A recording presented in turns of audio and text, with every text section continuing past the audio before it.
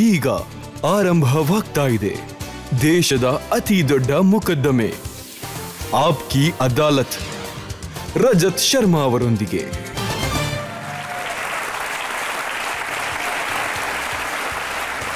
ನಮಸ್ಕಾರ. ಆಪ್ಕಿ ಅದಾಲತ್ಗೆ ನಿಮಗೆಲ್ಲ ಸ್ವಾಗತ.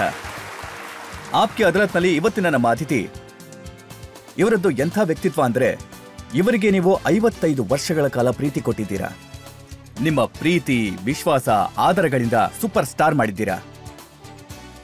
ಈ ಆಕ್ಟರ್ ನಿಮ್ಮನ್ನ ಕೆಲವೊಮ್ಮೆ ಅಳಿಸಿದ್ದಾರೆ, ಕೆಲವೊಮ್ಮೆ ನಗಿಸಿದ್ದಾರೆ, ಆದ್ರೆ ಎಲ್ಲಾ ಪಾತ್ರಗಳಲ್ಲೂ ನೀವು ಇವರನ್ನ ಪ್ರೀತಿಸಿದ್ದೀರಾ. Please welcome one and only Dharmendra.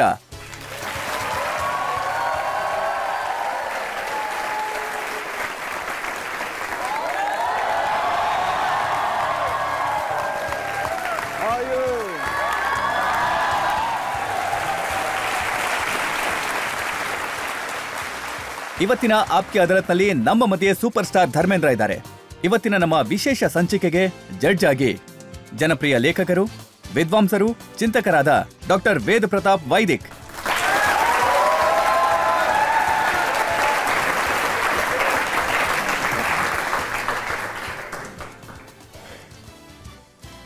ಇವತ್ತಿನ ಮೊಕದ್ದಮೆಯನ್ನ ಶುರು ಮಾಡೋದಕ್ಕೂ ಮೊದಲು ಇವತ್ತಿನ ಜಡ್ಜ್ ಆದ ಡಾಕ್ಟರ್ ವೇದ ಪ್ರತಾಪ್ ವೈದಿಕ್ ಅವರ ಅನುಮತಿ ಪಡೆಯೋಣ ಇವತ್ತಿನ ಕಾರ್ಯಕ್ರಮ ಶುರು ಮಾಡೋದಕ್ಕೆ. ಪ್ರಾರಂಭ ಮಾಡಿ ಬನ್ನಿ, ಹಾಗಿದ್ರೆ ಶುರು ಮಾಡೋಣ ಇವತ್ತಿನ ಮೊಕದ್ದಮೆಯನ್ನ. ಧರ್ಮೇಂದ್ರ ಅವರ ಮೇಲೆ ಆಪ್ಕಿ ಅದಾಲತ್ನಲ್ಲಿ ಮೊದಲ ಆರೋಪ.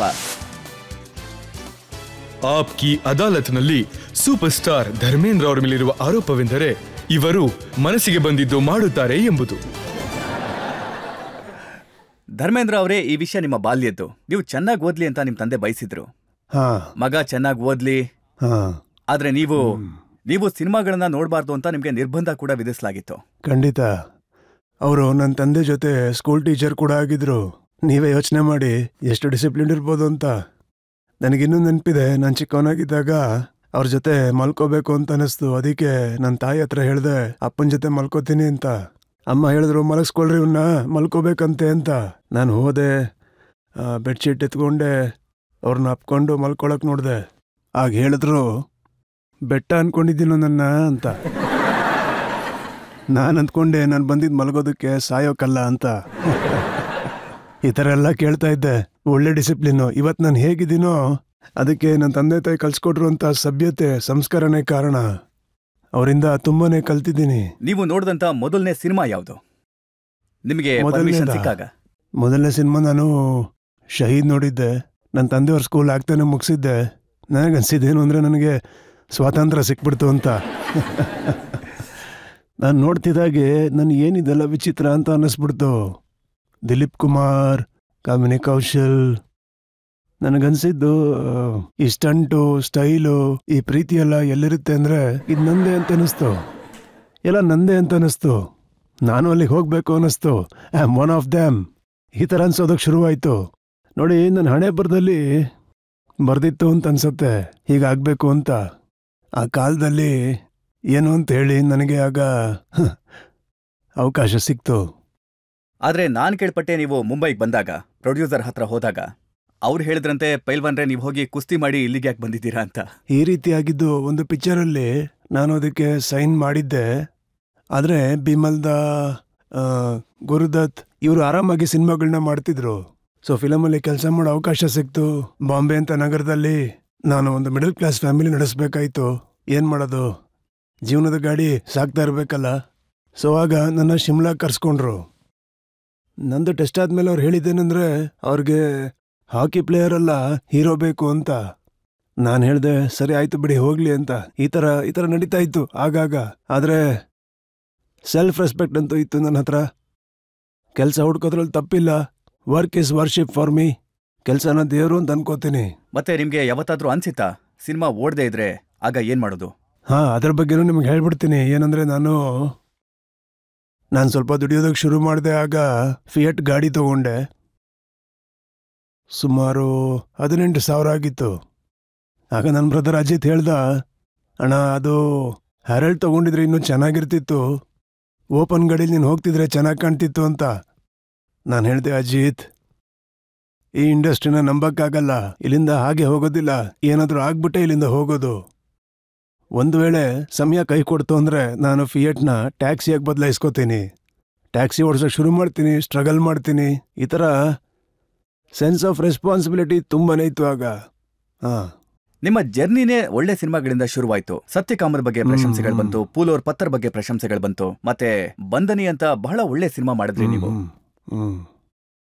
ಅದಾದ ನಂತರ ಈ ಜಟ್ ಯಮಲಾ ಪಗಲಾ ದಿವಾನ,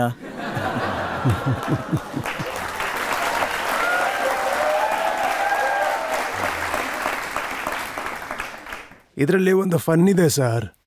ಇಲ್ಲಿ ಒಬ್ಬ ಸೀದಾ ಸಾದಾ ಯುವಕ, ಒಬ್ಬ ಟ್ರಕ್ ಡ್ರೈವರ್, ಅವನು ಪೊಲೀಸ್ ಆಗಬೇಕಾಗತ್ತೆ. It was a revenge story. ಆದ್ರೂ ಥ್ರೂಔಟ್ ಕಾಮಿಡಿ ಇದೆ. ಕಾಮಿಡಿ ಅಂದರೆ ಅದು ಸಿಚುವೇಶನಲ್ ಕಾಮಿಡಿ. ಮತ್ತೆ ಕಾಮಿಡಿ ಅಂದರೆ ಅದೇನೋ ಗೊತ್ತಿಲ್ಲ, ತುಂಬ ಈಸಿ ಅನ್ಸುತ್ತೆ. ಕಾಮಿಡಿಲಿ ಅದು ಸಿನಿಮಾ ಹಿಟ್ ಆಗೋಯ್ತು, ಓಡಿತ್ತು. ಆ ಸಿನಿಮಾ 25 ವಾರ ಓಡಿತ್ತು, ಬಹಳನೇ ಹಿಟ್ ಆಯ್ತು. ನೀವು ಕಾಮಿಡಿ ಸಿನಿಮಾಗಳನ್ನ ಮಾಡಿದಾಗ ಆ ಸಿನಿಮಾಗಳು ಬಹಳನೇ ಹಿಟ್ ಆಯ್ತು. ಆ ರೀತಿ ಕಾಮಿಡಿ ಸಿನಿಮಾಗಳು ಗೊತ್ತಿಲ್ಲ. ಅದೇನಂದ್ರೆ ನಾನು ಸೆಲ್ಫ್ ಅನಲೈಸೇಷನ್ ಖಂಡಿತ ಮಾಡ್ತೀನಿ, ನನ್ನೊಳಗೆ ಏನಿದೆ ಅಂತ. ಚಿಕ್ಕ ವಯಸ್ಸಿಂದ ಒಂದು ರೂಢಿ ಇತ್ತು, ಅಬ್ಸರ್ವೇಷನ್. ಜನರ ನೋಡ್ತಾ ಇದು ಯಾಕೆ ಹೀಗಾಗ್ತಿದೆ, ಏನಕ್ಕಾಗ್ತಿದೆ.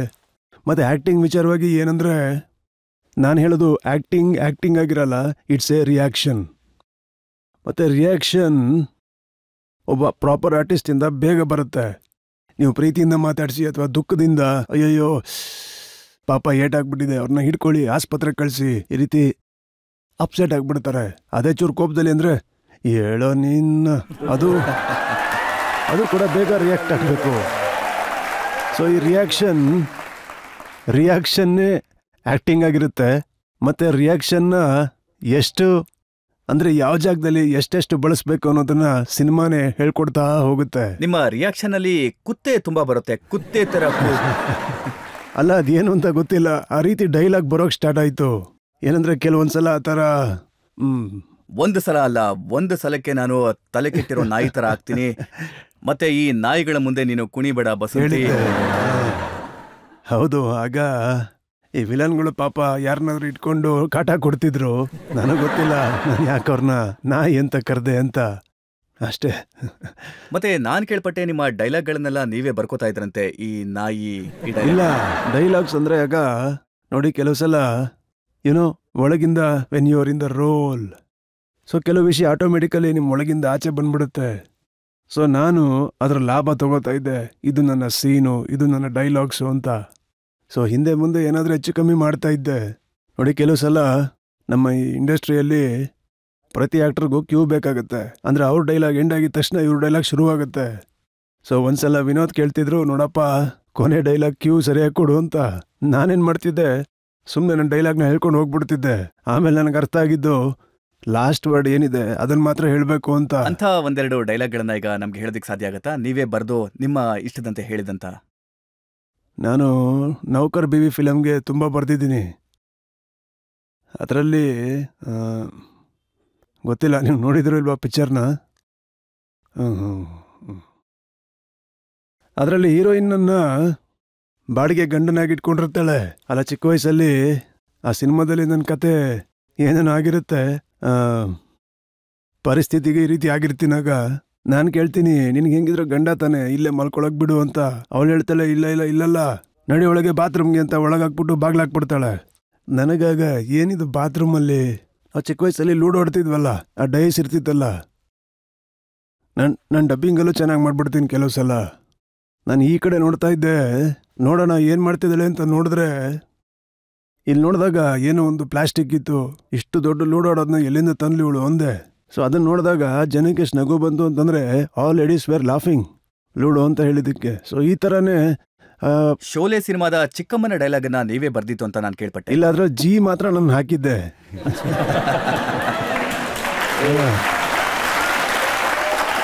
ಏನಂದ್ರೆ ಜಿ ಅಂತ ಹಾಕಿದ್ರಿಂದ ಮೌಸಿ ಅಂತಂದ್ರೂ ಅವ್ರಿಗೆ ನಾಚಿಕೆ ಆಗುತ್ತೆ. ಮುತ್ಕಿ ನಿನ್ಗೆ ಹೆಂಗ್ ಮಾಡ್ತೀವಿ ನೋಡು, ದಿಸ್ ಅಂಡ್ ದ್ಯಾಟ್. ಅದಾದ್ಮೇಲೆ ಅವ್ರು ಹೇಳ್ತಾರೆ, ಸರಿ ಬಾ ಕೆಳಗಿಳಿದ್ ಬಾ ಒಳಗಡೆ ಬಾ ಅಂತ. ಸರಿ ಮೌಸಿ ಜಿ ಬರ್ತಾ ಇದ್ದೀನಿ ಅಂತಂದೆ. ಜಿ ಹಾಕಿದ್ರಿಂದ ಚೆನ್ನಾಗಾಯ್ತು. ಅದು ಬಂದ್ಬಿಡುತ್ತೆ, ಆಟೋಮೆಟಿಕ್ ಆಗಿ ಬಂದ್ಬಿಡುತ್ತೆ. ದೇವ್ರ ಒಂದು ಅನುಗ್ರಹ ಅದು. ಫ್ಲೋನಲ್ಲಿ ಬಂದ್ಬಿಡುತ್ತೆ. ಮನೇಲೂ ಕೆಲವು ಸಲ ಹಾಗೆ, ಅಮ್ಮ ಪ್ಲೀಸ್ ಕಳಿಸ್ಕೊಡಮ್ಮ, ನಾ ಕಾಣಿಕೊಣಮ್ಮ, ಸಿನಿಮಾ ನೋಡ್ಕೊಂಬರ್ತೀನಿ ಅಂತ ಕೇಳ್ತಾ ಇದ್ದೆ. ಸೊ ಜಿ ಹಾಕಿದ್ರೆ ಏನಾದರೂ ಕೆಲಸ ಆಗುತ್ತೆ. ನೋಡಿ, ನೀವು ನಿಮ್ಮ ಸಿನಿಮಾಗಳಲ್ಲಿ ಆಕ್ಟಿಂಗ್ ಅನ್ನ ನಿಮ್ಮ ಇಷ್ಟದಂತೆ ಮಾಡ್ತೀರಾ, ಡೈಲಾಗ್ ಅನ್ನ ನಿಮ್ಮ ಇಷ್ಟದಂತೆ ಹೇಳ್ತೀರಾ. ನಿಮ್ಮ ಸಿನಿಮಾದಲ್ಲಿ ಡೈರೆಕ್ಟರ್ ರೋಲ್ ಏನಾದರೂ ಇರುತ್ತೋ ಇಲ್ವೋ? ಡೈರೆಕ್ಟರ್ ಎಲ್ಲ ಕೆಲಸ ಮಾಡ್ತಾರೆ. ಯಾವಾಗ ಒಳ್ಳೆ ಡೈರೆಕ್ಟರ್ ಸಿಗ್ತಾರೋ ಅಲ್ಲಿ ನಾವು ಕೆಲಸ ಮಾಡ್ತೀವಿ. ರಿಷಿಧರ್ ಇದ್ರು, ದುಲಾಲ್ ಗೋವಾ ಇದ್ರು, ಇನ್ನೂ ಎಷ್ಟೋ ಒಳ್ಳೆ ಡೈರೆಕ್ಟರ್ಗಳಿದ್ರು. ಕ್ಯಾಪ್ಟನ್ ಅಂತೂ ಡೈರೆಕ್ಟ್ರೇ ಅಲ್ವಾ. ಸೊ ಸ್ಕ್ರಿಪ್ಟ್ ಚೆನ್ನಾಗಿದ್ರೆ, ಹೋಗೋ ದಾರಿ ಚೆನ್ನಾಗಿದ್ರೆ ಕಷ್ಟ ಇರೋದಿಲ್ಲ. ನಾವಾಗ ಡಿಸೈಡ್ ಮಾಡ್ತೀವಿ ಬಾಲ್ನ ತಗೊಂಡೋಗೋದು ಹೇಗೆ, ಗೋಲ್ ಮುಟ್ಸೋದು ಹೇಗೆ ಅಂತ. ಈಗ ರಸ್ತೆನೇ ಚೆನ್ನಾಗಿಲ್ಲ ಅಂದ್ರೆ, ನೆಲ ಚೆನ್ನಾಗಿಲ್ಲ ಅಂದ್ರೆ ನೀವೆಷ್ಟೇ ಪ್ರಯತ್ನ ಪಡಿ ಗುರಿ ಮುಟ್ಟೋದಕ್ಕಾಗಲ್ಲ. ನೋಡಿ, ನಿಮ್ಮ ವಿಚಾರದಲ್ಲಿ ನೆಲ ಹೇಗೆ ಇದ್ರು ನೀವು ಡ್ಯಾನ್ಸ್ ಮಾಡೋದಕ್ಕೆ ಶುರು ಮಾಡಿದ್ರೆ ಜಗತ್ತು ಚಪ್ಪಾಳೆ ತಟ್ಟೋದಕ್ಕೆ ಶುರು ಮಾಡುತ್ತೆ ನಿಮ್ಮದೇ ಆದ ಶೈಲಿನಲ್ಲಿ. ನಾನು ನನ್ನ ಸ್ಟೈಲಲ್ಲೇ ಡ್ಯಾನ್ಸ್ ಮಾಡ್ತೀನಿ. ಯಾವ ಸ್ಟೆಪ್ನ ಸ್ವಂತವಾಗಿ ಮಾಡ್ತೀನೋ ಡೈರೆಕ್ಟರ್ ಅದನ್ನ ಮತ್ತೆ ಮಾಡಿ ಅಂತ ಹೇಳಿದಾಗ ನನ್ನ ಕೈಲಿ ಅದನ್ನ ಮಾಡೋಕ್ಕಾಗಲ್ಲ. ಅದು ಒಂದ್ಸಲ ಮುಗೀತು ಅಂದ್ರೆ ಮುಗೀತು. ಇನ್ನೊಂದ್ಸಲ ಆ ಸ್ಟೆಪ್ ಮತ್ತೆ ಬರೋದಿಲ್ಲ, ಏನ್ ಮಾಡಿದ್ರು ಬರಲ್ಲ. ನಾವೀಗ ನೋಡಿದಂತ ಈ ಜಟ್ ಯಮಲಾ ಪಗಲ ಸಿನಿಮಾದ ದೃಶ್ಯ ಏನಿತ್ತು ಅದನ್ನ ಮಾಡಿದ್ದೆಲ್ಲ ನೀವೇನಾ? ನಮ್ಮ ಡೈರೆಕ್ಟರ್ ಇದ್ರು, ಅವರು ಗೋಪಿ ಕಿಶನ್ ಅಂತ, ಡ್ಯಾನ್ಸ್ನ ಕೊರಿಯೋಗ್ರಾಫರ್. ಸೊ ಅವರು ನನಗೆ ಧರಮ್ ಅದು ಇದು ಮಾಡಿ 1 2 3 4 ಈ ಸ್ಟೆಪ್ ಮಾಡಿ ಅಂತಾರೆ. ನಾನು ಕೇಳ್ತಿದ್ದೆ, ಈ ಸ್ಟೆಪ್ಗಿಂತ ಇನ್ನು 2 ಸ್ಟೆಪ್ ಮುಂದೆ ಹೋದ್ರೆ ಏನಾಗುತ್ತೆ ಅಂತ. ಬೇಗ ಮುಗಿಸ್ಬೋದಲ್ವಾ? ಅಲ್ಲ, ಯಾಕಂದ್ರೆ ಆ ರಿದಮ್ಮೇ ಆಗಿತ್ತು. ನಾನು ರಿದಮಲ್ಲೇ ಇದ್ದೆ. ನಾನು ಕ್ಯಾರೆಕ್ಟರ್ನ ಬಿಟ್ಬಿಟ್ಟಿದ್ದೆ. ಅವನು ಟ್ರಕ್ ಡ್ರೈವರ್ ಆಗಿರ್ತಾನೆ, ಪೊಲೀಸ್ ಆಗಬೇಕು ಅಂತಿರ್ತಾನೆ. ಟ್ರಕ್ ಡ್ರೈವರ್ ಆಗಿದ್ರು ಕೂಡ ಅವನು ಪರೇಡ್ ಅಂತೂ ಮಾಡಲ್ವಲ್ಲ, ಈ ಥರ 1 2 3 ಅಂತ. ಅವ್ನು ನಾರ್ಮಲ್ ಆಗೇ ಇರ್ತಾನೆ. ನಾನು ನನ್ನ ಕ್ಯಾರೆಕ್ಟರ್ನ ಅದ್ರಲ್ಲಿ ಬಳಸ್ಕೊಂಡಿದ್ದೆ. I think it was my ಒಳ್ಳೇದನ್ಸುತ್ತೆ. ನನಗೆ ತುಂಬ ಹೆಮ್ಮೆ ಅನ್ಸುತ್ತೆ ನಾನು ಆ ಸಿನಿಮಾದಲ್ಲಿ ತುಂಬ ಚೆನ್ನಾಗಿ ಮಾಡಿದ್ದೀನಿ ಅಂತ. ನಿಮ್ಮ ಸಿನಿಮಾಗಳು ಈಗಲೂ ಟಿವಿನಲ್ಲಿ ಬಂದಾಗ ಜನರು ಅದನ್ನ ನೋಡ್ತಾರೆ ಮತ್ತೆ ನಿಮ್ಮನ್ನ ಬಹಳ ಇಷ್ಟಪಡ್ತಾರೆ. ಇದೆಲ್ಲದರ ನಡುವೆ ಶರ್ಟ್ನ ಮೊದಲನೇ ಬಾರಿಗೆ ಬಿಚ್ಚಿದಂತ ಆಕ್ಟರ್ ನೀವು. ಅಯ್ಯೋ, ಇದು ಆ ದೇವರ ವರದಾನ ಮತ್ತೆ ತಂದೆ ತಾಯಿ ಆಶೀರ್ವಾದ ಈ ಶರೀರವನ್ನು ಕೊಟ್ಟಿದ್ದಾರೆ. ಅದ್ರ ಮೇಲೆ ನಾನು ಎಕ್ಸಸೈಸ್ ಮಾಡ್ತಿದ್ದೆ, ಹೊಲಗಳಲ್ಲಿ ಕೆಲಸ ಮಾಡ್ತಿದ್ದೆ, ಸೈಕಲ್ ತುಳಿತಾ ಇದ್ದೆ ಒಂದಿಷ್ಟೋ ಕಿಲೋಮೀಟರ್ಗಳು. ಅದರಿಂದ ನನ್ನ ತೈಸ್ ತುಂಬ ಸ್ಟ್ರಾಂಗ್ ಆಗಿಬಿಟ್ಟಿತ್ತು. ಸೊ ಒಂದ್ಸಲ ಸಲ್ಮಾನ್ ಕೂಡ ಕೇಳಿದ್ರು, ಅಣ್ಣ ಈ ಥರ ತೈಸ್ ಹೇಗೆ ಬರ್ಸೋದು ಅಂತ. ನಾನು ಹೇಳಿದೆ, ಅದಾಗದೆ ಬಂದ್ಬಿಟ್ಟಿದ್ಯಪ್ಪ, ನಾನೇನು ಎಕ್ಸ್ಟ್ರಾ ಕೆಲಸ ಮಾಡಿಲ್ಲ ಅಂತ. ಧರ್ಮವೀರ ನಾನು ಏನು ಮಾಡಿದ್ದೆ, ಅದರಲ್ಲಿ ಕಾಸ್ಟ್ಯೂಮೇ ಆ ಥರ ಇತ್ತು. ಸೊ ಚಿಕ್ಕ ವಯಸ್ಸಿಂದ ಜೀವನ ನೋಡಿದ್ದೀವಿ. ಏನಂದರೆ ಮಿಡಲ್ ಕ್ಲಾಸ್ ಆಗಿರಲಿ, ಲೋವರ್ ಮಿಡಲ್ ಕ್ಲಾಸ್ ಆಗಿರಲಿ, ನಿಜ ಹೇಳಬೇಕು ಅಂದರೆ ಎಲ್ಲರೂ ಬಡವರಾಗೇ ಇರ್ತಾರೆ. ನಾನಿಲ್ಲಿ कि गुर्बत नाम की नंगी तलवार पर चलकर मेरी ज़िंदगी ने तवाज़ुन सीखा है. वक्त के ये नौकीले पत्थर अब क्या डराएंगे मुझे.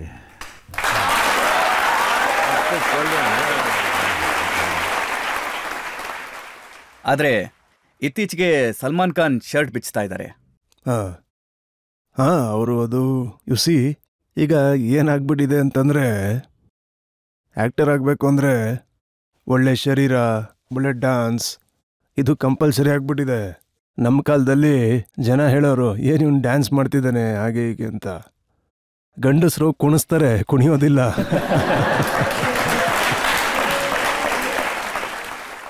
ಅದಕ್ಕೆ ನಾನು ಡ್ಯಾನ್ಸ್ನ ಕಲ್ತ್ಕೊಳ್ಳಲಿಲ್ಲ. ನನಗೊಂದ್ಸಲ ಏನಂದರೆ, ಪೆಹಲ ದಿಲ್ ಬಿ ಥರ ಅಂಬಿ ಥರ ಡೈರೆಕ್ಟರ್ ನನಗೆ ತುಂಬಾ ಕ್ಲೋಸ್ ಆಗಿದ್ರು. ಅವ್ರ ಹತ್ರ 10 ರೂಪಾಯಿ ಇದ್ದಿದ್ರೆ ನನಗೆ 5 ರೂಪಾಯಿ ಕೊಡ್ತಾಯಿದ್ರು. ಅಂಥ ಫ್ರೆಂಡ್ಶಿಪ್ ನಮ್ಮದು. ನನಗೆ ಡ್ಯಾನ್ಸ್ ಕಲಿಯೋದಕ್ಕೆ ಅಂತ ಕಳಿಸಿದ್ರು. ಸ್ಟೆಂಟ್ ಸಿನಿಮಾ ಹತ್ರ ಸ್ಕೂಲ್ ಇತ್ತು. ಡ್ಯಾನ್ಸ್ ಕಲಿಬೇಕು, ಕಲಿತೀಯ ಅಲ್ವಾ, ಡ್ಯಾನ್ಸ್ ಕಲಿಲೇಬೇಕು ಆಯ್ತಾ ಅಂದರು. ಸ್ವಲ್ಪ ಕಿವಿ ಕೇಳ್ಸೋದು ಕಮ್ಮಿ. ಹಾಂ ಸರಿ ನಾನು ಕಲಿತೀನಿ ಅಂದ್ಬಿಟ್ಟು ಹೋದೆ. ಅಲ್ಲಿ ಅವ್ರ ಫಾಕ್ಸ್ ಸ್ಟಾರ್ ಶುರು ಆಯ್ತಲ್ಲ, 1 2 3 4 ಅಂತ. ಹುಡುಗಿ ಬೇರೆ ಇದ್ದಿದ್ದು, ನಂಗೆ ತುಂಬ ನಾಚಿಕೆ ಆವಾಗ. ಅಲ್ಲ, ಈಗಲೂ ನಾಚ್ಕೋತೀನಿ. ಅಲ್ಲ, ಈ ಹುಡುಗಿ ಹತ್ರ ಏನು 1 2 3 4 ಅಂತ ಏನು ಕಲಿಯೋದು. ಕೆಳಗಡೆ ಸಮೋಸ ಇತ್ತು, ಟೀ ಅಂಗಡಿ ಇತ್ತು ಕೆಳಗೆ. ಸ್ವಲ್ಪ ಹೋಗಿ ಟೀ ಕುಡ್ಕೊಂಬರೋಣ ಅಂದ್ಕೊಂಡೆ. ಸೊ 31st ನೈಟ್ ಏನಾಯಿತು ಅಂದರೆ, ನನ್ನ ಕರೆಸಿದ್ರು ಎ ಕ್ಲಬ್ಗೆ. ನನಗೆ ಹೇಳಿದ್ರು ಸೂಟ್ ಹಾಕು ಅಂತ. ನಾನು ಹೇಳಿದೆ ಸೂಟ್ ಇಲ್ಲ ಅಂತ, ಫಿಲಮ್ದೇ ಹಾಕೋ ಅಂತ ಹೇಳಿದ್ರು. ವೈಟ್ ಕಲರ್ದು ಒಂದು ಒಳ್ಳೆ ಚೆನ್ನಾಗಿರೋ ಸೂಟ್ ಇತ್ತು, ಹಾಕ್ಕೊಂಡೆ. ನನ್ನ ನಾಟ್ ಬಿಚ್ಚೋಯ್ತು ಚರ್ಚ್ ಗೇಟ್ ಸ್ಟೇಷನ್ನಲ್ಲಿ. ಆಗ ನಾನು ಎಲ್ಲರೂ ಕೇಳ್ತಾ ಇದ್ದೆ, ಯಾರಾದರೂ ನನ್ನ ನಾಟ್ನ ಕಟ್ಟಿ ಅಂತ. ಅಲ್ಲಿ ನಾಟ್ ಸರಿ ಮಾಡಿಕೊಂಡು ಕ್ಲಬ್ಗೆ ಹೋದೆ ಆಮೇಲೆ. ಸೊ ಅರ್ಜುನ್ ಕೇಳ್ತಾರೆ, ಮಾಡ್ತೀಯಾ ಡ್ಯಾನ್ಸ್? ನಾನು ಹೇಳಿದೆ ಖಂಡಿತ ಮಾಡ್ತೀನಿ ಅಂತ. ಕಿಮಾನ್ ಅವರ ಸಿಸ್ಟರ್ ಇದ್ರು, ಹೋಗೋರ ಜೊತೆ ಡ್ಯಾನ್ಸ್ ಮಾಡು ಅಂತ ಹೇಳಿದ್ರು. ನೋಡಿ ಹೇಗೆ ಮಾಡ್ತಾನೆ ನೋಡಿ ಅಂದರು. ಹೋಗು. ನನಗಾಗ ಕಾಲಲ್ಲಿ ಇಡಬೇಕು ಏನು ಮಾಡಬೇಕು ಅಂತಾನೆ ಗೊತ್ತಾಗ್ಲಿಲ್ಲ. ನಾನು ಹೇಳಿದೆ, ನೋಡಪ್ಪ ಅವ್ರಿಗೆ ಹೇಳ್ಬೇಡ. ಅವ್ರು ಹೇಳಿದ್ರು ಸರಿ ಹೇಳಲ್ಲ ಅಂತ. ಹೀಗೆ ನಡೀತಾನೆ ಇರ್ತಿತ್ತು. ಆದರೆ ನಾನು ರಿದಮ್ನ ಕರೆಕ್ಟಾಗಿ ಹಿಡ್ಕೊಂಡ್ಬಿಡ್ತಾ ಇದ್ದೆ. 55 ವರ್ಷಗಳ ಹಿಂದೆ ನೀವು ಶುರು ಮಾಡಿದ್ದು ಮತ್ತೆ ಇವತ್ತು ಅದೇ ಶೈಲಿನಲ್ಲೇ ಡ್ಯಾನ್ಸ್ ಮಾಡ್ತೀರಾ? ಕೆಲವು ಕಡೆ ಹೇಗೆ ಅಂತಂದ್ರೆ ನನ್ನ ಮನಸ್ಸನ್ನ ಗಟ್ಟಿ ಮಾಡಿಕೊಂಡು ಅದ್ರ ಬಾಗಿಲನ್ನ ತೆಗಿಯಕ್ಕೆ ನೋಡ್ತೀನಿ. ಅದೇ ಥರ ಹಾಗೆ ನಾನು ಚೇಂಜ್ ಮಾಡ್ತಾ ಇರ್ತೀನಿ. ಆ ಥರ ಅಲ್ಲ ನಾನು ಸೇಮೆ ಮಾಡ್ತೀನಿ ಅಂತ. ನಾನು ನೋಡ್ತೀನಿ ಲೈನ್ ಏನಂತ, ಆ ಲೈನ್ ಅರ್ಥ ಏನು, ಅದರ ಫೀಲ್ ಏನು ಅಂತ. ಸೊ ಇಲ್ಲಿ ನಾನು ಏನು ಮಾಡಬೇಕು ಅಂತ ಚೇಂಜ್ ಮಾಡ್ತಾ ಹೋಗ್ತೀನಿ. ಒಂದೇ ಥರ ಅಲ್ಲ. ಈ ರಫ್ತಾ ರಫ್ತಾ ಆಂಕೋ ಜೋ ಹುಯಿ ಹೇ ಅಭಿ ಆಯೇ ಮತ್ತೆ ಈ ಆಂಕ್ ಜಿಸ್ಸೆ ಲಡಿ ಹೇ ಪಾಸ್ ಮೇ ಖಡಿ. ನಾನು ಅವ್ರಿಗೆ ಏನು ಹೇಳಿದೆ ಅಂತಂದ್ರೆ ಕ್ರೌಡಲ್ಲಿ ಡ್ಯಾನ್ಸ್ ಮಾಡಲ್ಲ ಅಂತ. ಅದಕ್ಕೆ ಅವರು ಕ್ರೇನ್ನ ತರಿಸ್ಬಿಟ್ರು ಮೇಲೆ. ನಾನು ಮತ್ತೆ ಹೀರೋಯಿನ್ನು. ಚೆನ್ನಾಗಿ ಬಂತು ಆ ಸಾಂಗ್, ಚೆನ್ನಾಗಿ ಬಂತು. ಅದರಲ್ಲಿ ಸ್ವಲ್ಪ ಮರಾಠಿ ಕೂಡ ಇತ್ತು. ಆಗ ಸಬೋಡಿ ಲಾಜೋ ನಕ್ಕು ಎಲ್ಲ ಮಾಡ್ತೀನಿ ನಾನು. ಅದೇನಂದ್ರೆ ನಾನು ಫೀಲ್ ಮಾಡ್ತಾ ಹೋಗ್ತೀನಿ. ಕೈ ಕಾಲು ಆಟೋಮೆಟಿಕ್ಕಾಗಿ ಹಂಗೆ ಅಲ್ಲಾಡ್ತಾ ಇರುತ್ತೆ. ಮಜವಾಗಿರುತ್ತೆ. ಫಿಲಮ್ ಇಂಡಸ್ಟ್ರಿಗೆ ಇವೆಲ್ಲ ಇಷ್ಟ ಆಗುತ್ತೆ. ನನ್ನ ಫ್ಯಾನ್ಸ್ಗದು ಇಷ್ಟ ಆಗುತ್ತೆ. ಸೊ ಚೆನ್ನಾಗಿ ಅನ್ಸುತ್ತೆ. ನಿಜವಾಗ್ಲೂ ನಂಗೆ ತುಂಬ ಚೆನ್ನಾಗಿ ಅನ್ಸುತ್ತೆ. I am really grateful to this. They love me so much. They respect me. I love them a lot. ಇಲ್ಲಿ ಜನ ಏನ್ ಕೂತು ಚಪ್ಪಾಳೆ ತಟ್ತಾ ಇದಾರಲ್ಲ, ಅದರಿಂದ ಗೊತ್ತಾಗುತ್ತೆ ನಿಮ್ಮನ್ನ ಎಷ್ಟು ಪ್ರೀತಿಸ್ತಾರೆ ಅಂತ.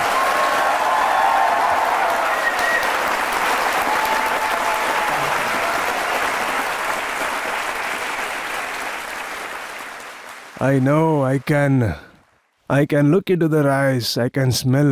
ಪರಿಮಳ ಬರ್ತಾ ಇದೆ ಅವರಿಂದ. नहीं चाहता जो जरा दिल से पूछे वो, धड़क उठेगा नाम से मेरे और गवाही देगा वो.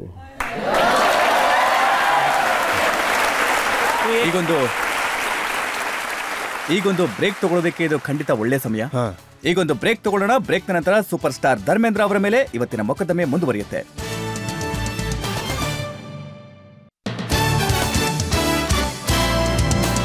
Welcome back. ಆಪ್ಗೆ ಅದಾಲತ್ನಲ್ಲಿ ನಾವು ಇವತ್ತು ಮೊಕದ್ದಮೆ ನಡೆಸ್ತಾ ಇದ್ದೇವೆ ಸೂಪರ್ ಸ್ಟಾರ್ ಧರ್ಮೇಂದ್ರ ಅವರ ಮೇಲೆ. ಇವರು ಎಂಥ ವ್ಯಕ್ತಿ ಅಂತಂದ್ರೆ ಇವರನ್ನ ಜಗತ್ತಿನ ಅತ್ಯಂತ ಹ್ಯಾಂಡ್ಸಮ್ ವ್ಯಕ್ತಿಗಳಲ್ಲಿ ಒಬ್ರು ಅಂತ ಹೇಳ್ತಾರೆ. ಆಪ್ಗೆ ಅದಾಲತ್ನಲ್ಲಿ ಮುಂದಿನ ಆರೋಪ. ಆಪ್ಕಿ ಅದಾಲತ್ನಲ್ಲಿ ಫಿಲಂ ಜಗತ್ತಿನ ಲೆಜೆಂಡ್ ಧರ್ಮೇಂದ್ರ ಅವರ ಮೇಲಿರುವ ಆರೋಪವೆಂದರೆ ಇವರು ತುಂಬಾ ಅಸಡ್ಡೆ ಮನೋಭಾವದವರು ಎಂಬುದು. ಈಗ ಧರ್ಮೇಂದ್ರ ಅವರೇ, ಇಷ್ಟು ವರ್ಷಗಳ ಕಾಲ ಜನರು ನಿಮಗೆ ಪ್ರೀತಿಯನ್ನ ಕೊಟ್ಟಿದ್ದಾರೆ. 55 ವರ್ಷಗಳು, 300 ಸಿನಿಮಾಗಳು ಮಾಡಿದ್ದೀರಾ. ದಿಲೀಪ್ ಕುಮಾರ್, ದೇವಾನಂದ್, ರಾಜ್ ಕಪೂರ್, ಅಮಿತಾಬ್ ಬಚ್ಚನ್, ಒಬ್ರಿಗಿಂತ ಒಬ್ರು ಮೀರ್ಸುವಂತ ಸೂಪರ್ ಸ್ಟಾರ್ ಬಂದ್ರು. ಆದ್ರೆ ನಿಮ್ಮ ಜಾಗ ಯಾವತ್ತು ಖಾಯಮಾಗೇ ಇದೆ. ಆದ್ರೆ ನೀವು ನಿಮ್ಮ ಬಗ್ಗೆ ಬಹಳ ಕಡಿಮೆ ಯೋಚಿಸ್ತೀರಾ. ಯಾವತ್ತು ಪ್ರಯತ್ನ ಮಾಡಲೇ ಇಲ್ವಾ ನೀವು ನಂಬರ್ 1 ಆಗಕ್ಕೆ? ನೋಡಿ, ಏನಂದ್ರೆ ಇಲ್ಲಿ ನಮ್ಮ ಸಿನಿಮಾ ಇಂಡಸ್ಟ್ರಿ ಒಂದು ಮಾಯಾ ಲೋಕ ಅಂತಾನೆ ಹೇಳ್ಬೋದು. ಇಲ್ಲಿ ಯಾರು ಏನು ಕೂಡ ಆಗೋದಿಲ್ಲ, ಮತ್ತೆ ಒಬ್ರ ತರ ಇನ್ನೊಬ್ರು ಆಗೋದಿಲ್ಲ.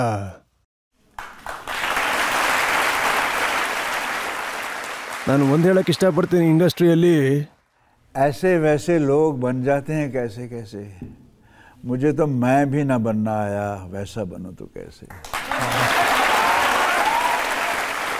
ಸೊ ಅದಕ್ಕೆ ಏನೇನೋ ವಿಷಯಗಳು ಹೇಳ್ತಾರೆ. ಅದು ಫಿಲಮ್ ಈ ನಂಬರ್ 1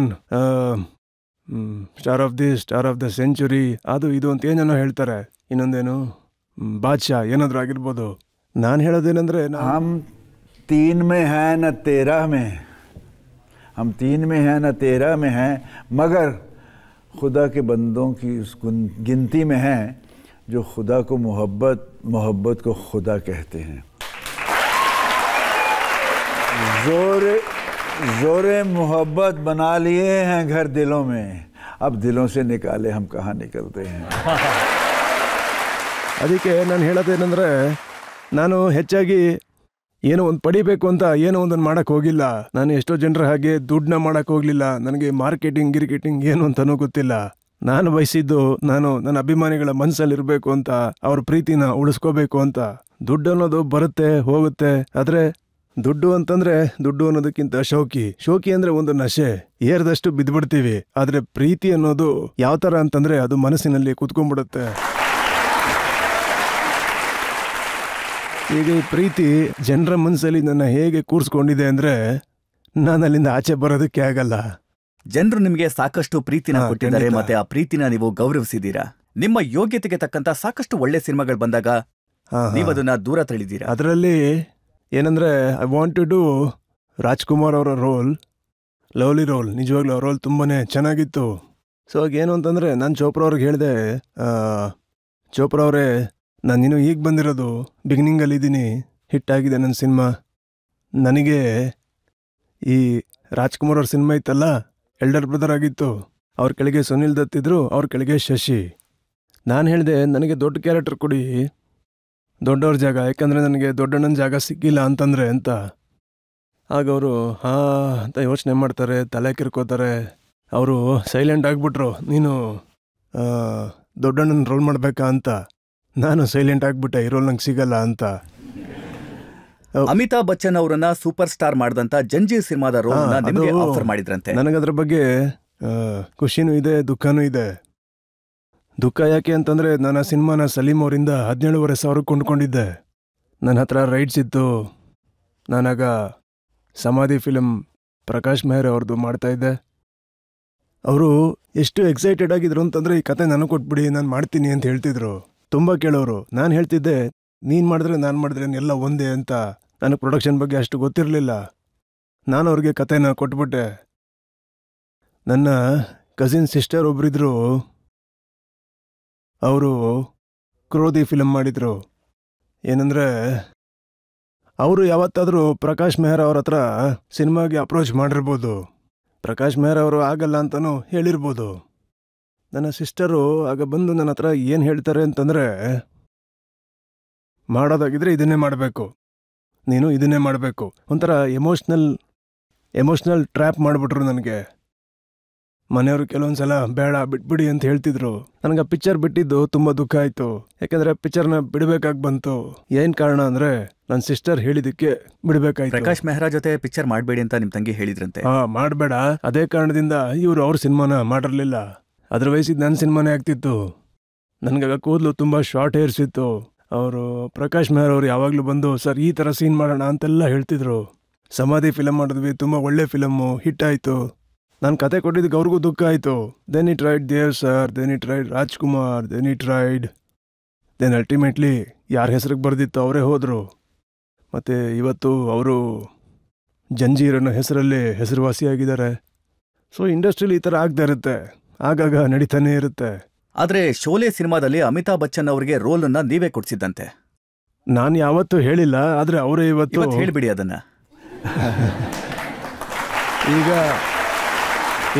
ಈಗ ಅಮಿತಾಬ್ ಅವರು ಸ್ವತಃ ಹೇಳ್ತಿದ್ದಾರೆ ಆ ರೋಲ್ನ ಧರ್ಮೇಂದ್ರ ಅವ್ರು ಕೊಟ್ಟಿದ್ದು ಅಂತ. ನಿಜ ಹೇಳ್ತೀನಿ ಕೇಳಿ, ಅವರು ನನ್ನ ಹತ್ರ ಬರ್ತಿದ್ರು ಆಗ. ಇಲ್ಲಾಂದರೆ ಈ ರೋಲ್ ಶತ್ರುಘ್ನ ಅವ್ರಿಗೆ ಹೋಗ್ಬೇಕಾಗಿತ್ತು. ಶತ್ರು ಕೇಳಕ್ಕೆ ಶುರು ಮಾಡಿದ್ರು, ನನ್ನ ರೋಲ್ ಯಾಕೆ ಕೊಟ್ಟೆ ಅಂತ. ನಾನು ಹೇಳ್ತಾ ಇದ್ದೆ ನನಗೇನು ಗೊತ್ತಾಗ್ತಾ ಇಲ್ಲ, ಸುಮ್ಮನೆ ಇರು ಅಂತ. ಒಂದು ಏನಾಯ್ತು ಅಂದರೆ, ಅಮಿತಾಬ್ ಮೊದಲು ಬಂದಿದ್ರು, ನನಗೆ ಅವ್ರಿಗೆ ಕೊಡಬೇಕು ಅಂತ ಅನ್ನಿಸ್ತು, ಕೊಟ್ಬಿಟ್ಟೆ. ಇದೇ ಥರ ಇನ್ನೊಂದು ಸಿನಿಮಾ ಇತ್ತು ನಂದು, ಅಮರ್ ಅಕ್ಬರ್ ಆ್ಯಂಟೋನಿ. ನಾನು ಅದ್ರ ಜೊತೆಗೇ ಚಾಚಾ ಕತೀಜಾ ಮಾಡ್ತಿದ್ದೆ, ಧರ್ಮವೀರ್ ಮಾಡ್ತಿದ್ದೆ, ಡಬಲ್ ಶಿಫ್ಟಲ್ಲಿ ಮಾಡ್ತಿದ್ದೆ. ಹೆಚ್ಚು ಕಮ್ಮಿ 16 ಗಂಟೆ ಕೆಲಸ, ಕೆಲವು ಸಲ 20 ಗಂಟೆ ಕೆಲಸನೂ ಮಾಡ್ತಾಯಿದ್ದೆ. ನಾನಾಗ ಹೇಳಿದೆ ಮನಮೋಹನ್ ದೇಸಾಯಿ ಅವ್ರಿಗೆ, ಇದನ್ನು ಬೇರೆ ಯಾರಾದರೂ ಹೀರೋ ಇಟ್ಕೊಂಡು ಮಾಡ್ಕೊಳ್ಳಿ, ನೆಕ್ಸ್ಟ್ ಸಿನಿಮಾ ಮಾಡ್ಕೊಡ್ತೀನಿ ಅಂತ. ಅವರು ಒಳಗಿಂದ ಏನೋ ಹೇಳಿದ್ರು. ಇಲ್ಲಿ ಈಗೋ ಅನ್ನೋದು ತುಂಬ ಜಾಸ್ತಿ ಇರುತ್ತೆ. ಈಗೋ ಎಷ್ಟು ಕಂಟೇಜಿಯಸ್ ರೋಗ ಅಂತಂದರೆ, ಇನ್ನೊಬ್ಬರ ಮೇಲೆ ಕೋಪ ಪಟ್ಟಂತ ಬರುತ್ತೆ. ಓ ಹೌದಾ, ಆಗ ಅಲ್ಲ, ಅವರೇ ಹಾಗೆ ಮಾಡಿರ್ಬೇಕಾದ್ರೆ ನಾನು ಹಾಗೆ ಮಾಡಿದೆ. ನಾನು ಹೇಳಿದೆ ಆಗಲ್ಲ ಅಂದರೆ ಆಗಲ್ಲ ಅಂತ. ಆಮೇಲೆ ಅವ್ರ ಜೊತೆ ನೋಡಿ, ಒಂದ್ಸಲ ರಸ್ತೆ ಬದಲಾಗೋಯ್ತು ಅಂದರೆ ಬದಲಾಗ್ತಾ ಹೋಗ್ತಾನೆ ಇರುತ್ತೆ. ನಾನು ಸೆಲ್ಫ್ ರೆಸ್ಪೆಕ್ಟ್ನ ಯಾವಾಗಲೂ ಗೌರವಿಸ್ತೀನಿ. ಆದರೆ ಒಳ್ಳೆ ಸಿನಿಮಾ ಆಗಿತ್ತು ಅಮರ್ ಅಕ್ಬರ್ ಆ್ಯಂಟೋನಿ, ಒಳ್ಳೆ ಫಿಲಮೇ ಆಗಿತ್ತು. ಬೇರೆ ಯಾರಾದರೂ ಮಾಡಿದ್ರು ಕೂಡ ಏನಾಗ್ತಿತ್ತು, ಚೆನ್ನಾಗಿರ್ತಿತ್ತಲ್ವಾ. सब कुछ पाकर भी हासिल जिंदगी कुछ भी नहीं. मैंने देखे एक से एक सिकंदर खाली हाथ जाते हुए. ಇಲ್ಲೇನಂದ್ರೆ ಅದು ಸಿಕ್ತು, ಇದು ಸಿಕ್ತು, ಅದು ಸಿಕ್ತು. ಜನರ ಮನಸ್ಸಲ್ಲಿ ಒಂದು ಜಾಗ ಸಿಕ್ಬಿಟ್ರೆ ಅದಕ್ಕಿಂತ ದೊಡ್ಡದಿನ ಏನೂ ಇಲ್ಲ. ಅದರಿಂದ ಜೀವಂತವಾಗಿದ್ದೀನಿ. ಇದನ್ನ ಪಡ್ಕೊಳ್ಳೋದಕ್ಕೆ ನಾನು ಬಂದಿದ್ದು. ಆದ್ರೆ ಶೋಲೆ ಸಿನಿಮಾದಲ್ಲಿ ಅಮಿತಾಬ್ ಬಚ್ಚನ್ ಅವ್ರಿಗೆ ರೋಲನ್ನ ಕೊಡಿಸಿ ಒಳ್ಳೆ ಕೆಲಸ ಮಾಡಿದ್ರಿ. ನಿಮ್ಮಿಬ್ಬರ ಜೋಡಿ ತುಂಬಾ ಪಾಪ್ಯುಲರ್ ಆಯ್ತು. ಜನ ಇವತ್ತು ಆ ಹಾಡನ್ನ ಹಾಡ್ತಾರೆ, ಏ ದೋಸ್ತಿ ಹಮ್ ನಹಿ ಚೋಡೆಂಗೆ. ಆದ್ರೆ ಆ ಹಾಡಲ್ಲಷ್ಟೇ ಅವ್ರ ಜೊತೆ ನಕ್ಕಿದ್ದು, ಇನ್ಯಾವತ್ತೂ ನಕ್ಕೇ ಇಲ್ಲ. ಯಾಕಂದ್ರೆ ಹಾಡಲ್ಲಿ ದೋಸತಿ ಅಷ್ಟೇ ಸಿಕ್ಕಿದ ಚಾನ್ಸ್ ನನಗೆ. ಅದಾದ್ಮೇಲೆ ನಗುವಂಥದ್ದು ಯಾವುದೇ ಸೀನ್ ಕೂಡ ಇರಲಿಲ್ಲ, ಒಂದು ಸೀನ್ ಕೂಡ. ನಾನು ಅನ್ಕೊಂಡೆ ಸ್ಟೈಲ್ ಇದು, ಅವ್ರವ್ರದ್ದೇ ಆದ ಒಂದು ಸ್ಟೈಲ್ ಇರುತ್ತೆ. ನನ್ನ ಕ್ಯಾರೆಕ್ಟರ್ ಆ ಥರ ಇತ್ತು, ಅದಕ್ಕೆ ನಾನು ಆ ಥರ ಇದ್ದೆ. ಸೊ ಆಗ ನೋಡಿ, ಏನಂದ್ರೆ ಈ ಸಿನಿಮಾದಲ್ಲಿ ನೀವು ಮಜಾ ಮಾಡ್ಕೊಂಡೇ ಇದ್ರಿ, ಮತ್ತೆ ಜನರನ್ನ ನಗಿಸ್ತಾನೆ ಇದ್ರಿ. ನೋಡಿ, ಬೆಸ್ಟ್ ರೋಲ್ ನನಗೆ ವೀರುಗಿಂತ ಒಳ್ಳೆ ರೋಲ್ ಯಾವುದೂ ಅನಿಸಿಲ್ಲ. ಇದ್ರ ಮಧ್ಯ ಕೆಲವು ಮಾತುಗಳು ಬಂತು. ಏನು ಅಂತಂದರೆ, ನಾನು ಗಬ್ಬರ್ ಪಾತ್ರ ಮಾಡಬೇಕು ಅಂತಿದ್ದೆ, ಠಾಕೂರ್ ಪಾತ್ರ ಮಾಡಬೇಕು ಅಂತಿದ್ದೆ ಅಂತೆಲ್ಲ. ಈಗ ನೀವೇ ಹೇಳಿ, ಇಷ್ಟು ಚೆನ್ನಾಗಿರೋ ವೀರು ರೋಲ್ ಬಿಟ್ಟು ನಾನು ಯಾಕೆ ಅದನ್ನು ಮಾಡಲಿ? ಕೈಗಳನ್ನ ಕಟ್ಕೊಂಡು ಅಥವಾ ಆ ಕೈನಿನ ಹಾಕ್ಕೊಂಡು ನನಗೆ ಯಾಕೆ ಬೇಕಿದ್ದ ಪಾತ್ರ ಅಲ್ವಾ? ನನಗೆ ಹೀರೋಯಿನ್ ಬೇರೆ ಇದ್ದಾಳೆ, ಒಳ್ಳೆ ಆರ್ಟಿಸ್ಟು. ಚಾನ್ಸ್ ಸಿಕ್ಕಾಗ ಡ್ಯುಯೆಟ್ ಹಾಡ್ಕೊಂಡು ಸಿನಿಮಾದಲ್ಲಿ ಚೆನ್ನಾಗಿರಬೇಕು ಅಂತ ಕಲರ್ಫುಲ್ ರೋಲ್ ಅದು. ಬಹುಶಃ ವೀರು ರೋಲನ್ನ ಯಾಕೆ ಮಾಡಿದ್ರಿ ಅಂದ್ರೆ ನಿಮ್ಮ ಮುಂದೆ ಇದ್ದದ್ದು ಹೇಮಾ ಮಾಲಿನಿ ಅವರು.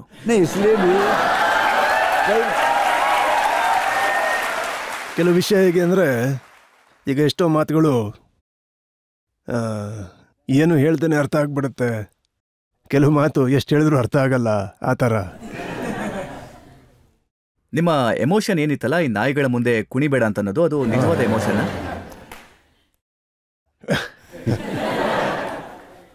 ನೋಡಿ, ಈ ವಿಚಾರವಾಗಿ ಸಾಕಷ್ಟು ಕಥೆಗಳಿದ್ದಾವೆ. ನೀವು ನಿಮ್ಮ ಮೇಲೆ ಸಾಕಷ್ಟು ಗಮನ ಕೊಡಲಿಲ್ಲ.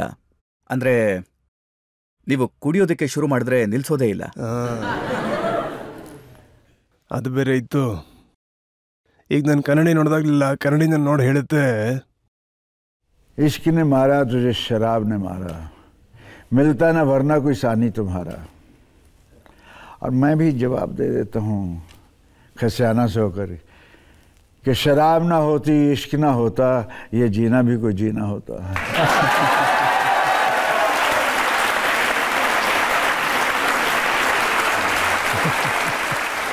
ಆದ್ರೆ ಇದು ನಿಜನಾ? ನಾವು ಕೆಲವೊಂದು ಕತೆ ಕೇಳಿದ್ದೀವಿ, ಮುಂಬೈನಲ್ಲಿ ಮಳೆ ಬರೋದಕ್ಕೆ ಶುರುವಾದ್ರೆ ನಾನ್ ಸ್ಟಾಪ್ ಕೆಲವಷ್ಟು ದಿನ ಮಳೆ ಆಗುತ್ತೆ. ಹಾಗೆ ಇಲ್ಲ, ಆ ಥರ ಅಲ್ಲ. ನಾನು ಮಧ್ಯದಲ್ಲಿ 6 ತಿಂಗಳು ಬಿಡ್ತಾ ಇದ್ದೆ, ಬ್ಯಾಡ್ಮಿಂಟನ್ ಆಡ್ತಾ ಇದ್ದೆ, ಚೆನ್ನಾಗಿ ಸ್ವೆಟ್ ಔಟ್ ಮಾಡ್ತಿದ್ದೆ, ಎಕ್ಸರ್ಸೈಸ್ ಮಾಡ್ತಿದ್ದೆ, ಆಮೇಲೆ ಮತ್ತೆ ಶುರು ಆಗ್ತಿತ್ತು. ನಾನು ಸ್ವಲ್ಪ ಎಕ್ಸ್ಟ್ರೀಮಿಸ್ಟು. ಲಸ್ಸಿನಲ್ಲಿ ಹಾಕೊಂಡು ಕುಡಿತಾ ಇದ್ರಂತೆ. ಅದೇನಂದ್ರೆ, ಒಂದ್ಸಲ ಆಗಿ ಪಿಕ್ಚರ್ ಶೂಟಿಂಗ್ ನಡೀತಾ ಇತ್ತು, ನನಗೆ ಮಧ್ಯಾಹ್ನನೇ ಬಿಯರ್ ಕುಡಿಬೇಕು ಅಂತ ಅನಿಸ್ಬಿಡ್ತು. ಸೊ ಈ ಕ್ಲೈಮೇಟ್ನ ಚಟರ್ಜಿ ಅರ್ಥ ಮಾಡ್ಕೋತಾರೆ. ನಾನು ಹೇಳಿದೆ, ಇದರಲ್ಲಿ ನೊರೆ ಇರೋ ಥರ ಮಾಡ್ಕೊಂಬ ಮೇಲ್ಗಡೆ ಅಂತ. ಈಗ ಬಿಯರ್ ಹಾಕಿದ್ರು ಮೇಲ್ಗಡೆ ನೊರೆ ಬರುತ್ತಲ್ಲ, ಹಾಗೆ. ಅವ್ರು ಕೇಳ್ತಾರೆ, ಧರ್ಮೇಂದರ್ ಏನೋ ಕುಡಿತಾ ಇದೆಯಾ ಅಂತ. ನಾನು ಲಸ್ಸಿ ಕುಡಿತಾ ಇದ್ದೀನಿ, ಲಸ್ಸಿ. ಹೌದಾ, ನನಗೂ ಒಂಚೂರು ಕೊಡು. ಅವ್ರಿಗೆ ಗೊತ್ತಿತ್ತು, ನನಗೆ ಗೊತ್ತಿತ್ತು ಲಸ್ಸಿ ಅಂದ್ರೆ ಅವ್ರಿಗೆ ಬಿಯರ್ ಅಂತ ಗೊತ್ತಾಗೋಯ್ತು ಅಂತ. ನಾನು ಕುಡಿತಾ ಇದ್ದೆ ಅಷ್ಟೇ. ಅಲ್ಲ, ಬಿಯರ್ ಕುಡಿಯೋದ್ರಿಂದ ಏನೂ ಆಗಲ್ಲ. ನಮ್ಮ ಕ್ಯಾಮ್ರಾಮನ್ ಒಬ್ಬರಿದ್ರು ಶೋಲೆ ಫಿಲಮಲ್ಲಿ, ಜಿಮ್. ಅವ್ರಿಗೆ ದಿನ ಅದು ರೊಟೀನ್ ಆಗಿಬಿಟ್ಟಿತ್ತು, ಯಾವಾಗಲೂ ಬಿಯರ್ ಕುಡಿತಾಯಿದ್ರು. ಏನಂದರೆ ಅವರು ಯೂಸ್ ಟು ಆಗಿಬಿಟ್ಟಿದ್ರು ಅದಕ್ಕೆ. ನಾನು ಹಿಂದೆ ಕೂತಿರ್ತಿದ್ದೆ, ನನ್ನ ಮುಂದೆ ಅವ್ರ ಬಿಯರ್ ಇರ್ತಿತ್ತು. ನಾನು ಸೈಲೆಂಟಾಗಿ ಎತ್ಕೊಂಡು ಒಂದು ಸಿಪ್ ಹಾಕಿ ಹಂಗೆ ಕುಡ್ತಿದ್ದೆ.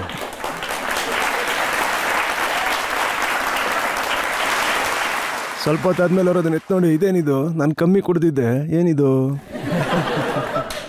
ಪ್ರೊಡಕ್ಷನ್ ಅವ್ರು ಬಂದು ಹೇಳ್ತಾನೆ, ಸಾರಿ ಇವತ್ತು 12 ಬಾಟ್ಲ್ ಆಗೋಯ್ತು ಅಂತ.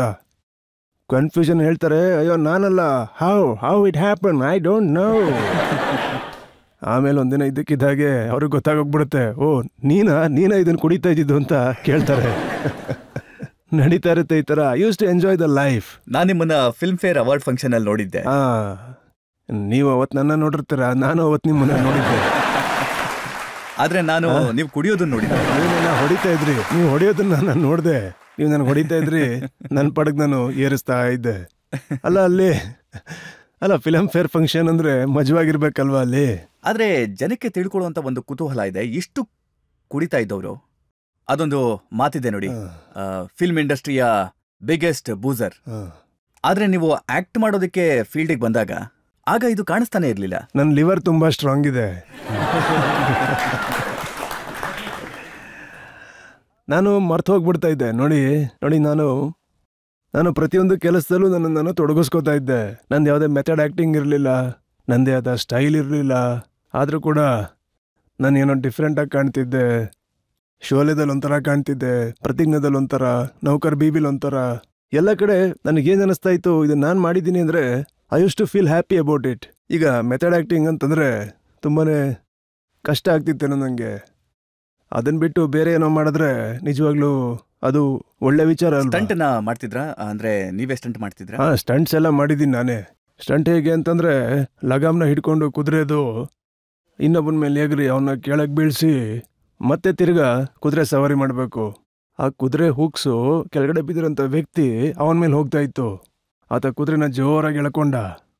ಸೊ ಲಕ್ಕಿಲಿ ಕುದುರೆ ಈ ಕಡೆ ಬಿತ್ತು, ನಾನು ಈ ಕಡೆ ಬಿದ್ದೆ.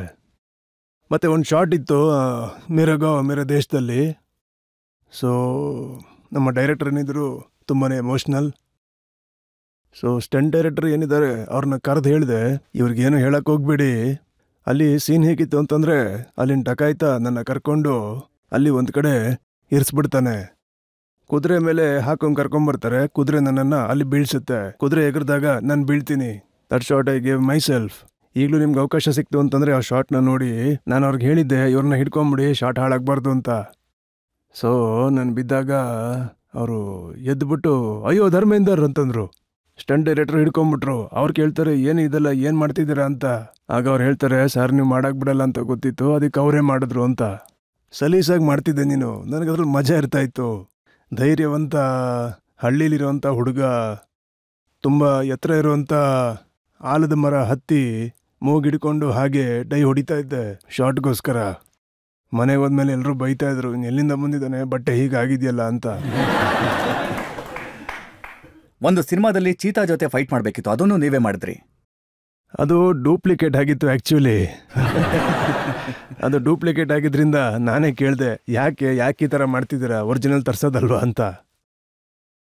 ಅಂದರೆ ಯಾರೂ ನಿಮಗೆ ಹೇಳಲಿಲ್ವಾ, ಇಷ್ಟು ದೊಡ್ಡ ಸೂಪರ್ ಸ್ಟಾರ್, ಇಷ್ಟು ದೊಡ್ಡ ಆಕ್ಟರ್ ನೀವು ಚಿರತೆ ಜೊತೆ fight ಮೊದಲನೇ ಮಾಡ್ತಾ ದಿನ ಇದ್ದೀರಾ? ನಾನು ಹೋಗಿದ್ದೆ, ದೇವರಂತ ಡೈರೆಕ್ಟರ್. ಫಸ್ಟ್ ಡೇ 4 ಟೈಗರು ಬಾಯಿ ತೆಕ್ಕೊಂಡಿವೆ, ನನ್ನ ಮುಂದೆ ಬಿಟ್ಬಿಟ್ರು ಅವನ್ನ. ನಾನು ಕುರಿಗಳ್ದಂಗೆ ಹೇಳ್ತಾ ಇದ್ದೀನಿ, ಹೇ ಅಂತ. ಆಗ ಅವುಗಳ ಓನರು ಅಂದರೆ ಮಡ್ರಾಸ್ನ ಸ್ಟೈಲಲ್ಲಿ, ಸರ್ ಇದು ತುಂಬ ರೌಡಿ ಕೇರ್ಫುಲ್ ಹಂಗೆ ಅಂದ್ಬಿಟ್ಟ. ನನಗೆ ತಲೆ ಎಲ್ಲ ಕೆಟ್ಟೋಯ್ತು. ನನ್ನ ಡ್ರೈವರ್ಗೆ ಹೇಳ್ದೆ, ರಿವರ್ಸ್ಗೆ ಹಾಕೊಂಡು ರೆಡಿಯಾಗಿರೋ ಅಂತ ಹೇಳ್ತಿದ್ದೀನಿ. ಎಲ್ಲರೂ ಆಗ ಹೆದರ್ಕೊಂಡು ಹಂಗೆ ಕೂತ್ಬಿಟ್ಟಿದ್ದಾರೆ. ಸೊ ಈಗ ಆ್ಯಕ್ಟರ್ ಅಂದಮೇಲೆ ಆ್ಯಕ್ಟಿಂಗ್ ಮಾಡಲೇಬೇಕು. ಸೊ ನನಗೆ ಮಾಡಬೇಕು ಅಂದರೆ ಮಾಡೋಣ, ಅದರಲ್ಲಿ ಏನಿದೆ. ಮೊದಲು ನಂಗೆ ಅನಿಸಿದೇನು ಅಂತಂದರೆ, ಒಂದು ಫೈಟಲ್ಲಿ ಮುಖಕ್ಕೇನು ಆಗದೆ ಇರಲಿ ಅಂತ. ಆ್ಯಕ್ಟ್ರಿಗೆ ಬೇಕಾಗಿರೋದೆ ಮೊದಲು ಮುಖ, ಅದನ್ನೇ ಕಿತ್ಕೊಂಡ್ಬಿಟ್ರೆ ಏನು ಮಾಡೋದು. ಸೊ ಸ್ವಲ್ಪ ಟೆನ್ಷನ್ ಅಂತೂ ಆಗುತ್ತೆ. ಆದರೂ ಕೇರ್ಫುಲ್ಲಾಗಿ ನಾನು ಮಾಡ್ತಾನೆ ಹೋಗ್ತಿದ್ದೆ. ಅವಕಾಶ ಕೊಟ್ಟಿದ್ದಾನೆ, ಹೆಸರು ಕೊಟ್ಟಿದ್ದಾನೆ, ಜನರ ಪ್ರೀತಿ ಕೊಟ್ಟಿದ್ದಾನೆ ದೇವರು. ಇದಕ್ಕಿಂತ ಇನ್ನೇನು ಬೇಕು? ಒಬ್ಬ ಆ್ಯಕ್ಟ್ರಿಗೆ ಏನೇನು ಗುಣ ಇರಬೇಕೋ ಅದನ್ನೆಲ್ಲ ಕೊಟ್ಟಿದ್ದಾನೆ ಆ ದೇವರು. ಇನ್ನೇನು ಬೇಕು ಹೇಳಿ? ಎಲ್ಲ ಗುಣಗಳನ್ನ ಭಗವಂತ ಕೊಟ್ಟಿದ್ದು, ಜನರು ಪ್ರೀತಿ ಕೊಟ್ಟರು, ಫಿಲ್ಮ್ಗಳು ಸೂಪರ್ ಹಿಟ್ ಆಯ್ತು. ಆದ್ರೆ ನಿಮ್ಗೆ ಅವಾರ್ಡ್ ಸಿಗೋದ್ರಲ್ಲಿ ನಿರ್ಲಕ್ಷ್ಯ ಮಾಡಿದ್ರ? ಅದು ಅವಾರ್ಡ್ ಕೊಡೋದ್ರಿಂದ ಅಥವಾ ಪಡ್ಕೊಳ್ಳೋದ್ರಿಂದ ನಿರ್ಲಕ್ಷ್ಯ ಆಗೋಯ್ತು. ನೀವು ಅವಾರ್ಡ್ ತಗೊಳಕ್ಕೆ ಬರಬೇಕು ಅಂತಿದ್ರು. ನಾನು ಹೇಳ್ತಿದ್ದೆ ಆಮೇಲೆ ಇಸ್ಕೋತೀನಿ ಅಂತ. ಯಾಕಂದ್ರೆ ನನ್ಗೆ ಅನಿಸ್ತಾ ಇದ್ದಿದ್ದು, ಟ್ರೋಫಿ ಹಿಡ್ಕೊಂಡೆಲ್ಲ ಫೋಟೋ ಇಡ್ಸ್ಕೋತಾರೆ, ನಾನು ಇಡ್ಸ್ಕೋತೀನಿ. ಆಮೇಲೆ ನನ್ಗನ್ಸಿದ್ದೇನು ಅಂತಂದ್ರೆ, ಇಲ್ಲಿ ಒಳಗೊಳಗೇನೆ ಏನೇನೋ ಆಗುತ್ತೆ ಅಂತ. ಅಡುಗೆ ಮಾಡಾದ್ಮೇಲೆ ಅದನ್ನ ತಗೊಂಡೋಗ್ಲೇಬೇಕು. ನನಗೆ ಆ ಥರ ಅಡುಗೆ ಮಾಡೋದಕ್ಕೆಲ್ಲ ಬರೋದಿಲ್ಲ. ನನಗದ್ರ ಯೋಚನೆನೂ ಇಲ್ಲ. ನನಗೆ ಇಲ್ಲಿರೋ ಅವಾರ್ಡ್ ಇದೆಯಲ್ಲ, ಇಷ್ಟೇ ಸಾಕು ನನ್ನ ಅವಾರ್ಡ್. ಇದಕ್ಕಿಂತ ಬೇಕಾ? ಇವ್ರಿಗಿಂತ ದೊಡ್ಡ ಅವಾರ್ಡ್ ಏನಿದೆ? Love them. ಇವರೇನೆ. ಒಂದು ಮಾತಿದೆ, ಏನು ಅಂತಂದ್ರೆ, ಆವಾಜೆ ಖಲ್ಕ್ ನಕ್ಕಾರೆ ಖುದಾ ಹೋತಿ ಹೈ. ಜನರ ಮಾತನ್ನು ಅವನು ಆಲಿಸ್ತಾನೆ. ಅದ್ರ ಜೊತೆ ನಾನು ನನ್ನ ಲೈನು ಸೇರಿಸ್ಬಿಟ್ಟೆ ಸ್ವಂತದ್ದು. ಬರೆಯೋ ಹುಚ್ಚಿದೆಯಲ್ಲ ಸ್ವಲ್ಪ. ಆವಾಜೆ ಖಲ್ಕ್ ಅಗರ್ ನಕ್ಕಾರೆ ಖುದಾ ಹೋತಿ ಹೈ ತೋ ಖಿದ್ಮತೆ ಖಲ್ಕ್ ಭಿ ಇಬಾದತೆ ಖುದಾ ಹೋತಿ ಹೈ. ಇವರು ಒಂಥರ ಸೇವೆ ಮಾಡ್ತಾರೆ, ನಾನು ಆ್ಯಕ್ಟಿಂಗ್ ಮೂಲಕ ಸೇವೆ ಮಾಡ್ತೀನಿ ಅಷ್ಟೇ. ಇವರು ನನ್ನ ಧ್ವನಿ ನಾಲ್ಕು ಸೇರಿಸ್ತಾರೆ. ಇವರು ನಮ್ಮ ಧರ್ಮೇಂದ್ರ ಅವರು ಭಗವಂತ ಅಂತ, ಓ ದೇವ್ರೇ ಅಂತ ಹೇಳ್ತಿರ್ತಾರೆ. ನೋಡಿ, ಇವ್ರ ಪ್ರಯತ್ನನೇ ಇರಬೇಕು. ಮತ್ತೆ ನಂಗೆ ಯಾವತ್ತಾದ್ರೂ ಅವಾರ್ಡ್ ಸಿಕ್ತು ಅಂತಂದ್ರೆ ಎಷ್ಟೋ ಫೋನ್ಸು ಎಷ್ಟೋ ಲೆಟರ್ಸ್ ಎಲ್ಲ ಬರುತ್ತೆ, ಸರ್ ನಿಮಗೆ ಸಿಕ್ಕಿರೋ ಅವಾರ್ಡು ನಮಗ್ ಸಿಕ್ಕಿರೋ ಹಾಗಾಗಿದೆ ಅಂತ ಹೇಳ್ತಾರೆ. ಸೊ ನನಗನ್ಸುತ್ತೆ ಪ್ರತಿ ಅವಾರ್ಡ್ ಸಿಕ್ಕಾಗ ಕೂಡ ನಾನು ಇದು ನಿಮ್ಮದು ಅಂತಾನೆ ಹೇಳ್ತೀನಿ. ನನ್ನ ಅವಾರ್ಡ್ಗಳೆಲ್ಲ ಇವರದ್ದೇ. ಒಂದು ಬ್ರೇಕ್ ಅನ್ನ ತಗೊಳ್ಳೋಣ. ಈಗೊಂದು ಬ್ರೇಕ್ ತಗೊಳ್ಳೋಣ. ಬ್ರೇಕ್ನ ನಂತರ ಆಪ್ಕಿ ಅದಾಲತ್ನಲ್ಲಿ ಸೂಪರ್ ಸ್ಟಾರ್ ಜನಗಳ ಮನಸ್ಸನ್ನ ಗೆದ್ದಂತ ಧರ್ಮೇಂದ್ರ ಅವರ ಮೇಲೆ ಆಪ್ಕಿ ಅದಾಲತ್ನ ಮೊಕದ್ದಮೆಯ ಮುಂದಿನ ಹಂತ.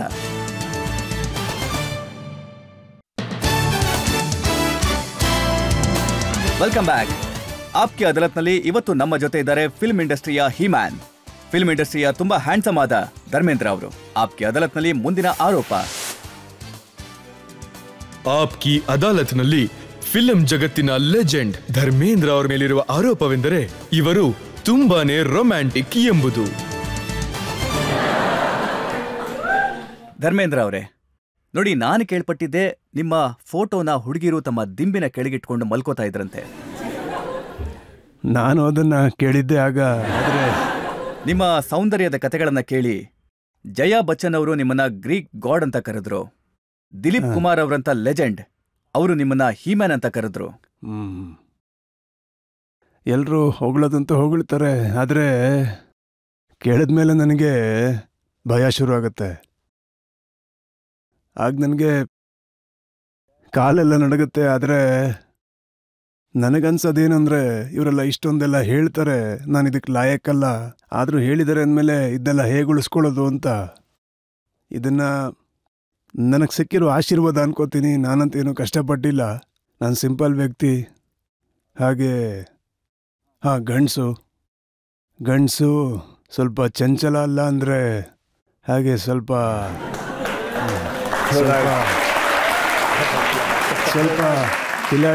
ಕಿಲಾಡಿ ಅಲ್ಲ ಅಂತಂದ್ರೆ ಅಂಥವ್ರನ್ನ ಗಂಡಸು ಅಂತ ಹೇಳೋದ್ರಲ್ಲಿ ಅರ್ಥ ಇರಲ್ಲ ಅನ್ಸುತ್ತೆ. ನಿಮ್ಮ ಜೊತೆ ಹೀರೋಯಿನ್ ಆಗಿ ವರ್ಕ್ ಮಾಡದೇ ಇರುವಂತ ಯಾವುದೇ ಹೀರೋಯಿನ್ ಕೂಡ ಇಲ್ಲ. ಮೀನಾ ಕುಮಾರಿ, ಶರ್ಮಿಳಾ ಟ್ಯಾಗೋರ್, ಮುಮ್ತಾಜ್, ಸಾಕಷ್ಟು ದೊಡ್ಡ ಲಿಸ್ಟೇ ಇದೆ. ಜೀನತ್ ಅಮಾನ್, ಯಾರಾದ್ರೂ ಬಿಟ್ನಾ? ಎಷ್ಟೊಂದು ಜನ ಮಾಡಿದ್ದಾರೆ. ನನಗೆ ಗೊತ್ತಿರೋ ಹಾಗೆ ಯಾರೋ ಒಬ್ರು ಒಂದ್ಸಲ ಬರ್ದಿದ್ರು, I have worked with 70 heroines. ಹೇಳಿ. ಈಗ ಅವ್ರು ಲಿಸ್ಟ್ ಮಾಡ್ಕೊಂಡು ಕೂತ್ಕೊಂಡ್ರೆ ಎಣ್ಸೋದಕ್ಕೆ ಮರ್ತೋಗ್ತೀನಿ, ಯಾಕಂದ್ರೆ ಎಣ್ಸೋದ್ರಲ್ಲಿ ನಾನು ವೀಕು. ಸೊ ಎಣಿಸ್ಬಿಟ್ಟು ನೋಡ್ಬೇಕು ನಿಜವಾಗ್ಲೂ ಎಷ್ಟು ಜನರ ಜೊತೆ ವರ್ಕ್ ಮಾಡಿದ್ದೀನಿ. ಹೀರೋಯಿನ್ ಅಂದ್ರೆ ಶ್ರೀದೇವಿ, ಶ್ರೀದೇವಿ ಅವರು, ಜೀನತ್ ಅಮಾನ್ ಮತ್ತೆ ಡಿಂಪಲ್, ಇವರೆಲ್ಲ ಎಂತ ಹೀರೋಯಿನ್ ಅಂದ್ರೆ ನಿಮ್ ಮಗನ್ ಜೊತೆ ಕೂಡ ಅವ್ರು ಹೀರೋಯಿನ್ ಮಾಡಿದ್ದಾರೆ. ಆಗೊಂದು ಸಮಯ ಇತ್ತು, ಬೇರೆ ಯಾರಾದ್ರೂ ಆಗಿದ್ದಿದ್ರೆ ಗೊತ್ತಿಲ್ಲ, ಗಿನ್ನಿಸ್ ಬುಕ್ ಅವ್ರ ಹತ್ರ ಹೋಗ್ಬಿಡ್ತಿದ್ರು ಏನೋ. ಅಪ್ಪ ಮಗ ಇಬ್ರು ಒಂದೇ ಹೀರೋಯಿನ್ ಜೊತೆ ಇಷ್ಟು ಫಿಲಮ್ ಅಲ್ಲಿ ಆಕ್ಟ್ ಮಾಡಿದ್ದಾರೆ ಅಂತ ಹೇಳ್ತಿದ್ರೇನೋ. ನಮ್ಮ ಗಿನ್ನಿಸ್ ಬುಕ್ ಅಲ್ಲೂ ಹೀಗಿದೆ ಎಷ್ಟೊಂದು. ಅಂದ್ರೆ ಈ ಗಿನ್ನಿಸ್ ಬುಕ್ ಹೀರೋಯಿನ್ಗಳ್ಗ ಹೇಗೆ? ಇಲ್ಲ ಅದಲ್ಲ, ಈ ನನ್ನ ಒಂದು ಫಿಲಮ್ ಲಿಸ್ಟ್ ಏನಿದೆ ಅದನ್ನ ಹೇಳ್ತಾ ಇದ್ದೀನಿ. ನಾನು ಹೇಳೋದೇನು ಅಂತಂದ್ರೆ ಸ್ವಲ್ಪ ಸಿಂಪ್ಲಿಸಿಟಿ ಇದೆ, ಮತ್ತೆ ತುಂಬಾ ರೊಮ್ಯಾಂಟಿಕ್ ಕೂಡ. ಸಿಂಪ್ಲಿಸಿಟಿನಲ್ಲಿ ರೊಮ್ಯಾನ್ಸ್ ಇರುತ್ತೆ, ಭಾವನೆಗಳಲ್ಲಿ ರೊಮ್ಯಾನ್ಸ್ ಇರುತ್ತೆ, ಇನ್ನು ಎಷ್ಟೋ ವಿಷಯಗಳಲ್ಲಿ. ನೀವು ಆಕ್ಟ್ ಮಾಡಿದಂತ ಮೊದಲನೇ ಸಿನಿಮಾ ಏನಿದೆ ಅದರ ಹೆಸರೇನಂತಂದ್ರೆ ದಿಲ್ ಬಿ ತೇರಾ ಹಮ್ ಬಿ ತೇರೆ.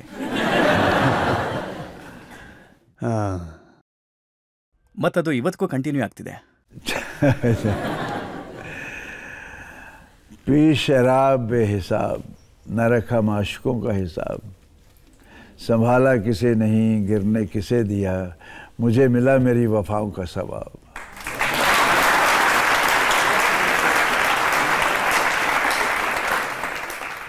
ಜನ ಹೇಳ್ತಾರೆ ಫಿಲ್ಮ್ ಇಂಡಸ್ಟ್ರಿನಲ್ಲಾದಂಥ ಮೊದಲನೇ ಪ್ರೇಮ ಕತೆ ಮೀನಾ ಕುಮಾರಿ ಅವ್ರ ಜೊತೆ. ಆ ಸಮಯದಲ್ಲಿ ಅವರು ಬಹಳ ದೊಡ್ಡ ಸ್ಟಾರ್ ಆಗಿದ್ರು. ಇಲ್ಲ, ಪ್ರೀತಿ ಅಂತೇನಿಲ್ಲ, ನಾನು ಅವ್ರ ಫ್ಯಾನ್ ಆಗಿದ್ದೆ. ಅವ್ರು ತುಂಬ ದೊಡ್ಡ ಸ್ಟಾರ್ ಆಗಿದ್ರು, ನಾನು ಆಗ್ತಾನೆ ಬಂದಿದ್ದೆ. ನಾನು ಅವ್ರನ್ನ ಫ್ಯಾನ್ ರೀತಿ ನೋಡ್ತಾ ಇದ್ದೆ ಅಷ್ಟೇ. ಈಗ ಫ್ಯಾನ್ ಮತ್ತೆ ಸ್ಟಾರ್ನ ರಿಲೇಷನ್ನ ಪ್ರೀತಿ ಅಂತ ಅನ್ಕೊಂಡ್ರೆ ಅದನ್ನ ಪ್ರೀತಿ ಅಂತಾನೆ ಅನ್ಕೊಳ್ಳಿ.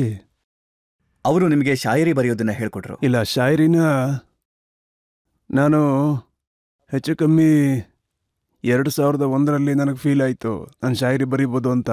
ಯಾರು ಹೇಳ್ಕೊಡ್ತಾ ಇರಲಿಲ್ಲ, ಬರೋದೇನಿದ್ರು ಒಳಗಡೆಯಿಂದ ಬರುತ್ತೆ, ನಾನು ಅದನ್ನು ಬರೀತಾ ಹೋದೆ ಅಷ್ಟೇ, ಯಾರು ಕಳ್ಸಿಕೊಟ್ಟಿಲ್ಲ. ಮತ್ತೆ ಅವ್ರು ನಿಮಗೆ ಕುಡಿಯೋದು ಹೇಳ್ಕೊಟ್ರು? ಇಲ್ಲ, ಖಂಡಿತ ಇಲ್ಲ. ನೋಡಿ, ನನಗೆ ಲೇಡೀಸ್ ಕುಡಿಯೋದು ಅಂದರೆ ಇಷ್ಟ ಆಗಲ್ಲ. ಅವ್ರ ಕೈಯಲ್ಲಿ ಗ್ಲಾಸ್ಗಳು ಚೆನ್ನಾಗಿ ಕಾಣಲ್ಲ. ಅದು ಯಾಕೋ ಗೊತ್ತಿಲ್ಲ, ಅವರು ಮಹಿಳೆ ಆಗಿರ್ತಾರೆ. ಅವ್ರದ್ದು ನನ್ನ ಮನಸ್ಸಲ್ಲಿ ಒಂದು ಬೇರೆ ಭಾವನೆನೇ ಇದೆ. ನನ್ನ ಮನಸ್ಸಲ್ಲಿ ಅವ್ರ ಬಗ್ಗೆ ಯಾವಾಗಲೂ ಅನ್ಸೋದೇನು ಅಂತಂದರೆ, ಅದಿದೆ ಅಂತಂದರೆ they have to just look at them and go. ಇವೆಲ್ಲ ಅವ್ರಿಗೆ ನಿಜವಾಗ್ಲೂ ಚೆನ್ನಾಗಿ ಅನ್ಸೋದಿಲ್ಲ. 2 ಕಥೆಗಳಿದೆ ನಿಮ್ಮ ಮತ್ತೆ ಮೀನಾ ಕುಮಾರಿ ಅವರ ಬಗ್ಗೆ. ಒಂದು ಕಡೆ ರಜಿಯಾ ಸುಲ್ತಾನದಲ್ಲಿ ಕಮಾಲ್ ಅಮ್ರೋಹಿ ಅವರು ಹ್ಯಾಂಡ್ಸಮ್ ಧರ್ಮೇಂದ್ರ ಅವರ ಮುಖಾನ ಕಪ್ಪುಗ್ ಮಾಡಿದ್ರು. ಯಾಕೆ ಅಂತಂದ್ರೆ ಅವ್ರಿಗೆ ನಿಮ್ಮನ್ ಕಂಡ್ರೆ ಇಷ್ಟ ಇರಲಿಲ್ಲ. ಆ ರೋಲ್ ಬಂದು ಒಬ್ಬ ನೀಗ್ರೋ ರೋಲ್ ಆಗಿತ್ತು. It's a good role. ಅದರಿಂದ ಕಪ್ಪಗಾಗಲೇಬೇಕಾಗಿತ್ತು. ಬೆಳ್ಳಗಿದ್ರೆ ಯಾರು ನೀಗ್ರೋ ಅಂತ ಹೇಳೋದಿಲ್ವಲ್ಲ. It's a good role. ಉರ್ದುನಲ್ಲೂ ಅದು ತುಂಬ ಚೆನ್ನಾಗಿ ಮೂಡ್ ಬಂತು. ಈಗ ನೀವೇನು ಹೇಳಿದ್ರಿ ಅದು ಸರಿ ಹೋಗುತ್ತೆ ಅನ್ಸುತ್ತೆ. ಅವ್ರ ಯೋಚನೆ ನನ್ನ ಯೋಚನೆಗಿಂತ ಬೇರೆ ಅನ್ಸುತ್ತೆ. ಇದು ಸಾಕಷ್ಟು ಹಳೆ ವಿಚಾರ, ಹಾಗಾಗಿ ನಾನು ನಿಮ್ಮ ಹತ್ರ ಕೇಳ್ತಾ ಇದ್ದೀನಿ.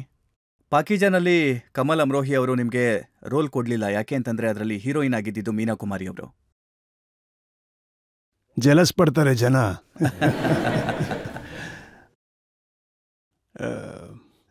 ಅದರ ಬಗ್ಗೆ ಡೀಟೇಲ್ ಆಗಿ ಹೋದರೆ ಈಗ ಅದರ ಬೆಲೆ ಏನಿರುತ್ತೆ ಅದು ಕಡಿಮೆ ಆಗ್ಬಿಡುತ್ತೆ. ನೋಡಿ, ಇಷ್ಟೆಲ್ಲ ಹೀರೋಯಿನ್ಸ್ ಇದ್ರಲ್ಲ, ಸಾಯಿರಾ ಬಾನು ಅವರು, ಜೀನತ್ ಅಮನ್, ಮುಮ್ತಾಜ್, ರೇಖಾ. ನೀವು ಹೆಚ್ಚು ಸಿನಿಮಾ ಮಾಡಿದ್ದು ಯಾರ ಜೊತೆಗೆ? ಯಾರ ಜೊತೆ ಸಿನಿಮಾ ಹೆಚ್ಚು? ಏನಿಲ್ಲ, ಸುಮಾರು ನನಗೆ ಹೇಮವ್ರ ಜೊತೆನೆ ಸುಮಾರು 20ರಿಂದ 25 ಸಿನಿಮಾ ಆಗಿದೆ. ಎಲ್ಲ ಹಿಟ್, ಸೂಪರ್ ಹಿಟ್ ಸಿನಿಮಾಗಳೇ. ಜಾಸ್ತಿ ಅವ್ರ ಜೊತೆನೆ ಅನ್ಸುತ್ತೆ. ಆದ್ರೆ ನಾನ್ ಕೇಳ್ಪಟ್ಟೆ ನೀವು ಇವ್ರ ಜೊತೆಗೆ ಸಿನಿಮಾ ಮಾಡ್ಬೇಕಾದ್ರೆ ಹೆಚ್ಚು ತಮಾಷೆ ಮಾಡ್ತಿದ್ರಂತೆ ನೀವು.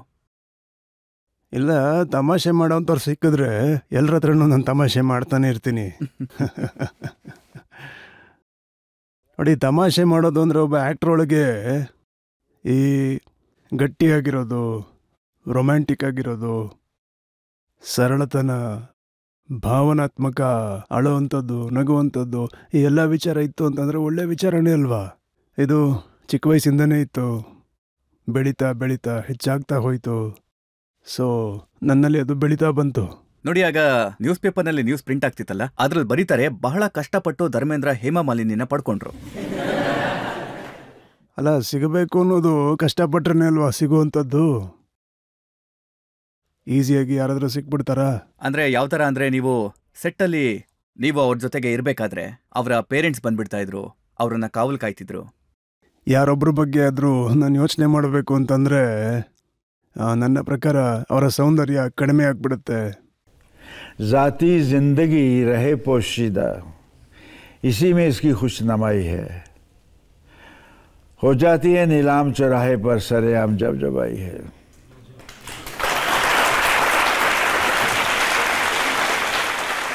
ಒಂದು ಕತೆ ಏನಿದೆ ಅದ್ರ ಬಗ್ಗೆ ನಾನು ನಿಮ್ಮನ್ನ ಕೇಳಲೇಬೇಕು. ಅದು ಕೆಲವೊಂದು ಕಡೆ ಬರೆದಿದ್ದಾರೆ. ನೀವು ಕ್ಯಾಮ್ರಾಮನ್ ಜೊತೆಗೆ ಒಂದಷ್ಟು ಸೆಟ್ಟಿಂಗ್ ಮಾಡ್ಕೋತಾ ಇದ್ರಂತೆ. ನೀವು ಹೇಳ್ತಿದ್ರಂತೆ, ಕಿವಿ ಮೇಲೆ ಕೈ ಇಟ್ರೆ ರೀಟೇಕ್, ಮತ್ತೆ ಮೂಗಿನ ಮೇಲೆ ಕೈ ಇಟ್ರೆ ಟೇಕ್ ಅಂತ. ಅಲ್ಲ, ಎಷ್ಟೋ ಜಾಗದಲ್ಲಿ ಏನೆಲ್ಲ ಮಾಡಬೇಕಾಗತ್ತೆ. ಎಷ್ಟೋ ಸಲ ಏನೇನೋ ಮಾಡಿರ್ತೀನಿ. ನಾನು ತುಂಟತನ ಅಂತೂ ಮಾಡ್ತಾ ಇದ್ದೆ. ಏನಂದರೆ ಸ್ವೀಟ್ ಆಗಿರೋ ತುಂಟತನ, ಅಂದರೆ ಕೆಟ್ಟದಾಗಿ ಏನೋ ಒಂದಲ್ಲ, ಒಂದು ದರ್ಟಿ ತುಂಟತನ ಅಂತಿರುತ್ತೆ, ಒಂದು ಸ್ಯಾಡಿಸ್ಟಿಕ್ ಟೈಪ್ ಇರುತ್ತೆ. ನಾನು ತುಂಬ ಎಮೋಷ್ನಲ್, ಹಾಗೆ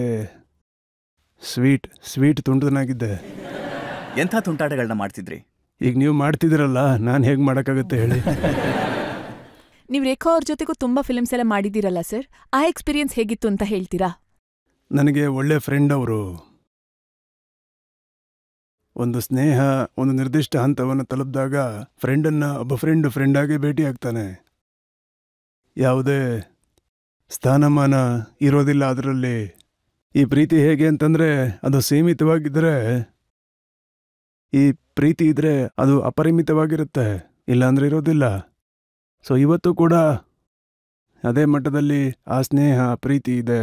ನಾನು ಇಂಡಸ್ಟ್ರಿಯಲ್ಲಿ ಹೇಗೆ ಮಾಡ್ಕೊಂಡಿದ್ದೀನಿ ಅಂದರೆ, ಇವತ್ತಿಗೂ ಜನರು 10-20 ವರ್ಷಗಳ ಹಿಂದೆ ನನಗೇನು ಸಿಕ್ಕಿದ್ರು ಇವತ್ತು ಕೂಡ ಸಿಗ್ತಾ ಇರ್ತಾರೆ. ಯಾಕಂದರೆ ನನ್ನ ಸ್ನೇಹ ಸ್ಪಾಟ್ ಬಾಯಿಂದ ಹಿಡಿದು ದೊಡ್ಡ ಫೈನಾನ್ಷಿಯರ್ಸ್ ತನಕ ಇತ್ತು. ಫೈನಾನ್ಷಿಯರ್ ಅಲ್ಲ ಅಂತಂದ್ರು, ಈ ಸ್ಪಾಟ್ ಬಾಯಿಂದ ಹಿಡಿದು ಪ್ರೊಡ್ಯೂಸರ್ಸ್ ತನಕ ಇತ್ತು. ನಾನು ಎಲ್ಲರ ಹತ್ರನೂ ಒಂದೇ ಥರ ಇರ್ತಾ ಇದ್ದೆ. ಪ್ರೊಡ್ಯೂಸರ್ಸ್ ಅವರು ರೇಖಾ ಬಗ್ಗೆ ಕೇಳಿದ್ರು, ಆದರೆ ನೀವು ಬೇರೆ ಏನೋ ಹೇಳ್ತಾ ಇದ್ದೀರಾ. ರೇಖಾ ಅವರು ಚಿನ್ನದ ಬೊಂಬೆ ಅಂತವ್ರು, ಇನ್ನೇನು ಹೇಳಿ.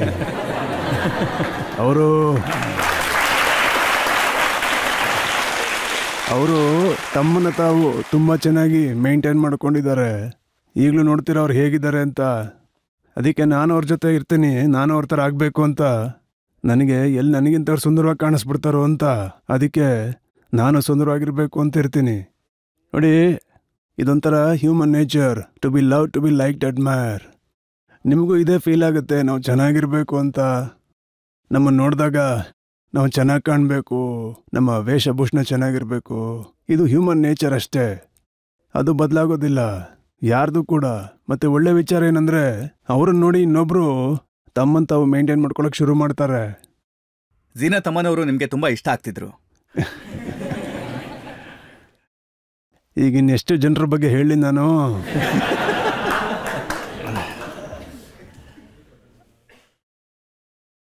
ನೀವು ಎಲ್ಲ ಬಾಯಿ ಬಿಡಿಸ್ಬೇಕು ಅಂತಿದ್ದೀರಾ. ಎಲ್ಲ ನನಗೆ ಫ್ರೆಂಡ್ಸು, ಒಳ್ಳೆ ಫ್ರೆಂಡ್ಸು. ಕೆಲವು ಸಲ ಒಳ್ಳೆ ಟೈಮ್ನ ಸ್ಪೆಂಡ್ ಮಾಡ್ತೀವಿ. ಹಾಗೆ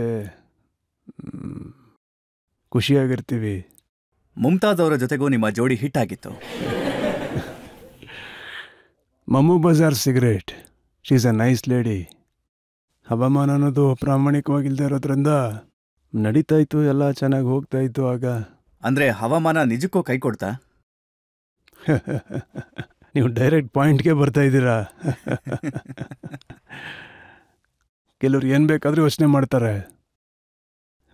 ಪ್ರತಿ ಆರೋಪನ ನೀವು ಹೀಗೆ ಕೇಳ್ತಾನೆ ಇದ್ರೆ ನೀವು ಹಿಡಿಬೇಕಾಗಿರೋರು ದಾರಿ ಹುಡುಕ್ತಾನೆ ಇರ್ತಾರೆ. ಆರೋಪ ಹೊರಿಸೋಕ್ಕೂ ಮುಂಚೆನೇ ನೀವು ನನ್ನನ್ನು ಈಸಿಯಾಗಿ ಬಂಧಿಸ್ಬೋದು ಅನ್ಸತ್ತೆ. ನಿಮ್ಮನ್ನಂತೂ ಜನರು ತಮ್ಮ ಪ್ರೀತಿಯಿಂದ ಬಂಧಿಸ್ಬಿಟ್ಟಿದ್ದಾರೆ. ಹಾಂ, ಖಂಡಿತ. ಆ ಬಂಧನಕ್ಕೋಸ್ಕರ ನಾನು ನನ್ನ ಮನಸ್ಸಿನಿಂದ ಅವ್ರಿಗೆ ಧನ್ಯವಾದಗಳನ್ನ ಹೇಳ್ತೀನಿ. ನನ್ನ ಹೀಗೆ ಬಂಧಿಸಿಟ್ಟಿರು. ಈಗ ಮತ್ತೊಂದು ಬ್ರೇಕ್ ತಗೊಳ್ಳೋಣ. ಬ್ರೇಕ್ನ ನಂತರ ಆಪ್ಕೆ ಅದಾಲತ್ನಲ್ಲಿ ಸೂಪರ್ ಸ್ಟಾರ್ ಧರ್ಮೇಂದ್ರ ಅವರ ಮೇಲೆ ಆರೋಪ ಮತ್ತೆ ಪ್ರಶ್ನೆಗಳ ಮತ್ತೊಂದು ಸುತ್ತು.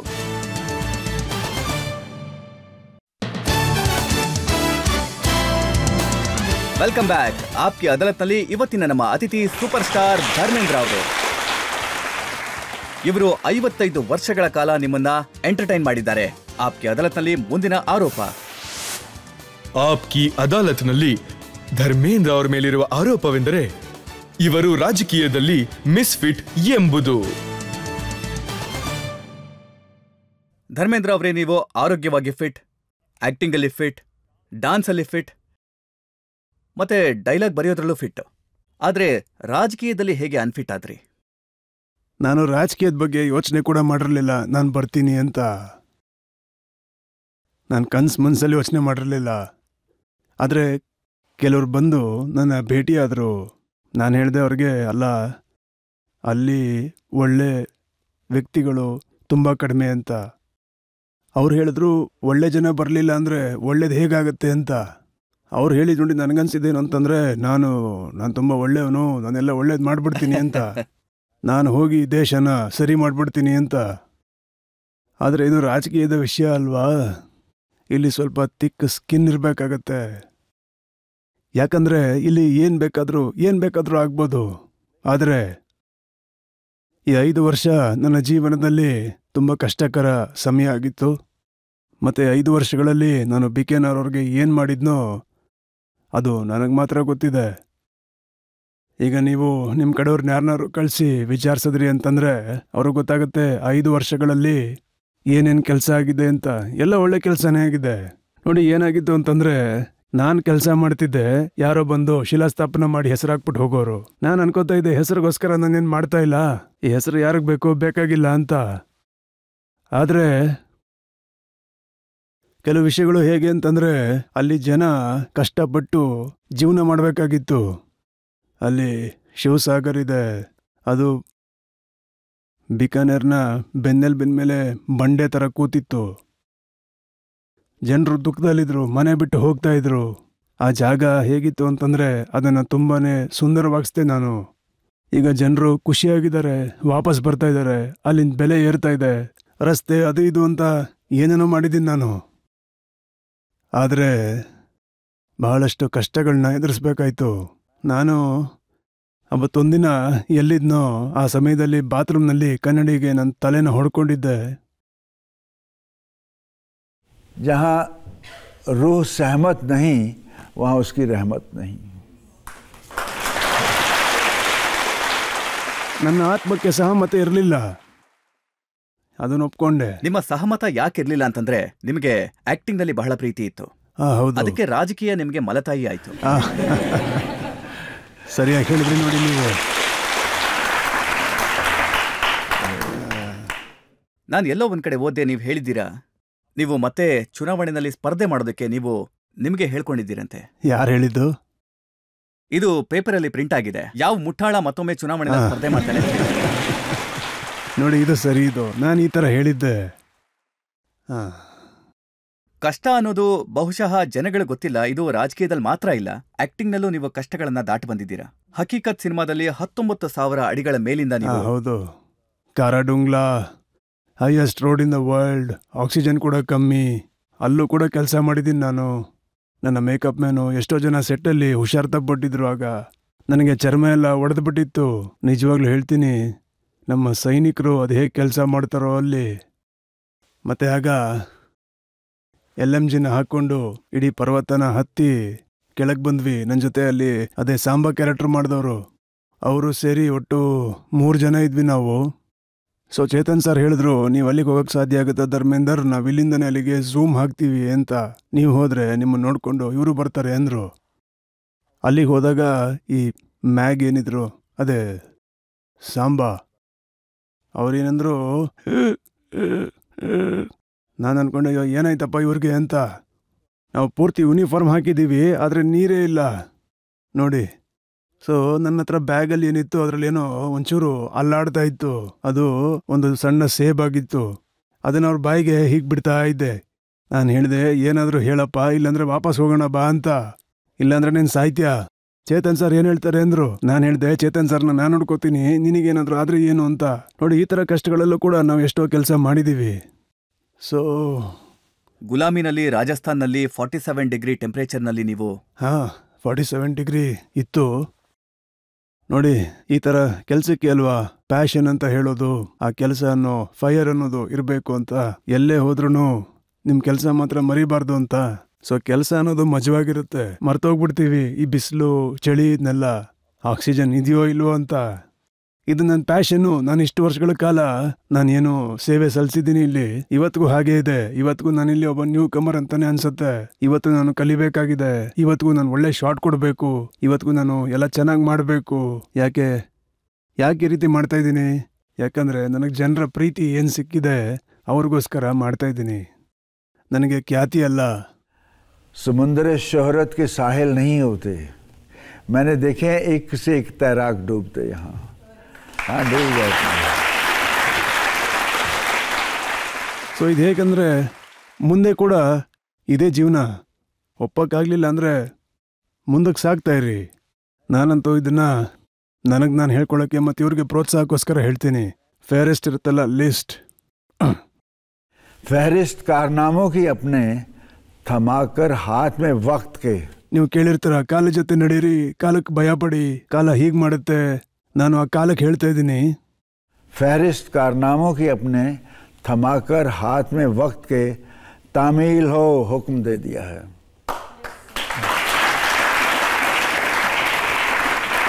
नक्शे पा पैरों के निशान, नक्शे पा फतेह के अपनी छोड़ने बाकी हैं अभी. रुख हवाओं के मोड़ने बाकी हैं अभी. सबक खतरों को सिखाने बाकी हैं अभी. यलगार हो, बुलंद हो नारा जांबाजी. मिलेगा ना सानी कोई वर के तारीख अपना, जहाँ पे खेल जाने के इरादे बाकी हैं अभी.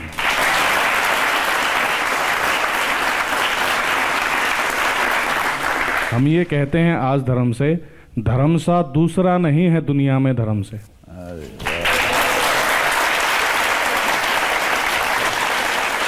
ಮತ್ತು ನನ್ನ ಪ್ರಶ್ನೆ ಏನಂದ್ರೆ, ನನ್ನ ವಯಸ್ಸು 40, ಆದರೆ ನೋಡೋದಕ್ಕೆ ನಿಮ್ಮ ಅಂಕಲ್ ಥರ ಕಾಣಿಸ್ತಿದ್ದೀನಿ ನಾನು.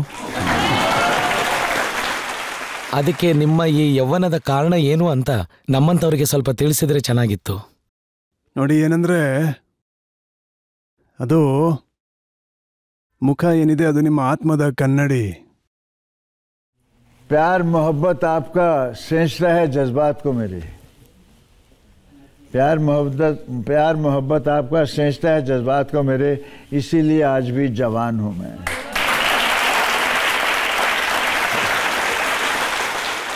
ಧರ್ಮೇಂದ್ರ ಅವರೇ, ಇಡೀ ಜಗತ್ತೇ ಹೇಳುತ್ತೆ ಧರ್ಮೇಂದ್ರ ಅವರ ಹಾಗೆ ಇನ್ನೊಬ್ರಿಲ್ಲ. ಒನ್ ಅಂಡ್ ಓನ್ಲಿ ಧರ್ಮೇಂದ್ರ ಅವರು. ಆದ್ರೆ ಇನ್ನೊಬ್ರು ವ್ಯಕ್ತಿ ಇದ್ದಾರೆ, ಅವರು ಹೆಚ್ಚು ಕಡಿಮೆ ಧರ್ಮೇಂದ್ರ ಅವ್ರ ತರನೇ ಇದ್ದಾರೆ. ನಾನು ಅವ್ರನ್ನ ಆಪ್ಕೆ ಅದಾಲತ್ಗೆ ಇನ್ವೈಟ್ ಮಾಡ್ತಾ ಇದ್ದೀನಿ. ಪ್ಲೀಸ್ ವೆಲ್ಕಮ್ ಸನ್ನಿ ದೇವಲ್.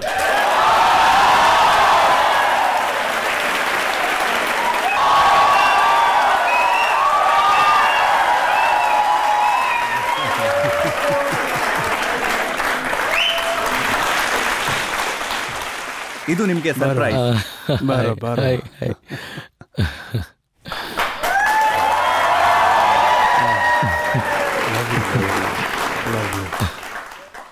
ಸನ್ನಿ, ನೀವು ಆಪ್ಕೆ ಅದಾಲತ್ನಲ್ಲಿ ಸಾಕಷ್ಟು ಮಾತಾಡಿದ್ದೀರಾ ಧರ್ಮೇಂದ್ರ ಅವರ ಬಗ್ಗೆ. ಮತ್ತೊಮ್ಮೆ ನಿಮ್ಮ ಕಣ್ಣಲ್ಲಿ ಎಮೋಷನ್ ಇದೆ, ಕಣ್ಣೀರಿದೆ. ಏನ್ ಹೇಳೋದಕ್ಕೆ ಇಷ್ಟಪಡ್ತೀರಾ?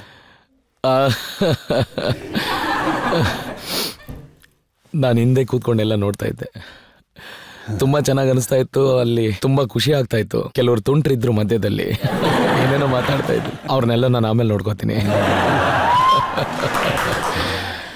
ಆದ್ರೆ ಇಷ್ಟೊಂದೆಲ್ಲ ಪ್ರೀತಿ, ನಮ್ಮ ತಂದೆ ಹೇಳ್ದಾಗೆ ನಾವೇನಿದೀವಲ್ಲ, ನಾವು ನಿಮ್ಮ ಮನ್ಸುಗಳಲ್ಲಿದ್ದೀವಿ. ಅದು ನಾವು ಎಲ್ಲೇ ಹೋಗ್ಲಿ ಅದು ನಮಗೆ ಕಾಣಿಸುತ್ತೆ. ಮತ್ತು ಇವತ್ತು ಇಲ್ಲಿ ಬಂದಾಗ ತುಂಬಾ ಎದ್ದು ಕಾಣ್ತಿದೆ. ನಾನು ಕೇಳಬೇಕು ಅಂತಿದ್ದೀನಿ, ಧರ್ಮೇಂದ್ರ ಅವ್ರ ಬಗ್ಗೆ ನೀವು ಹೇಳಿದ್ರಿ, ಯಾವ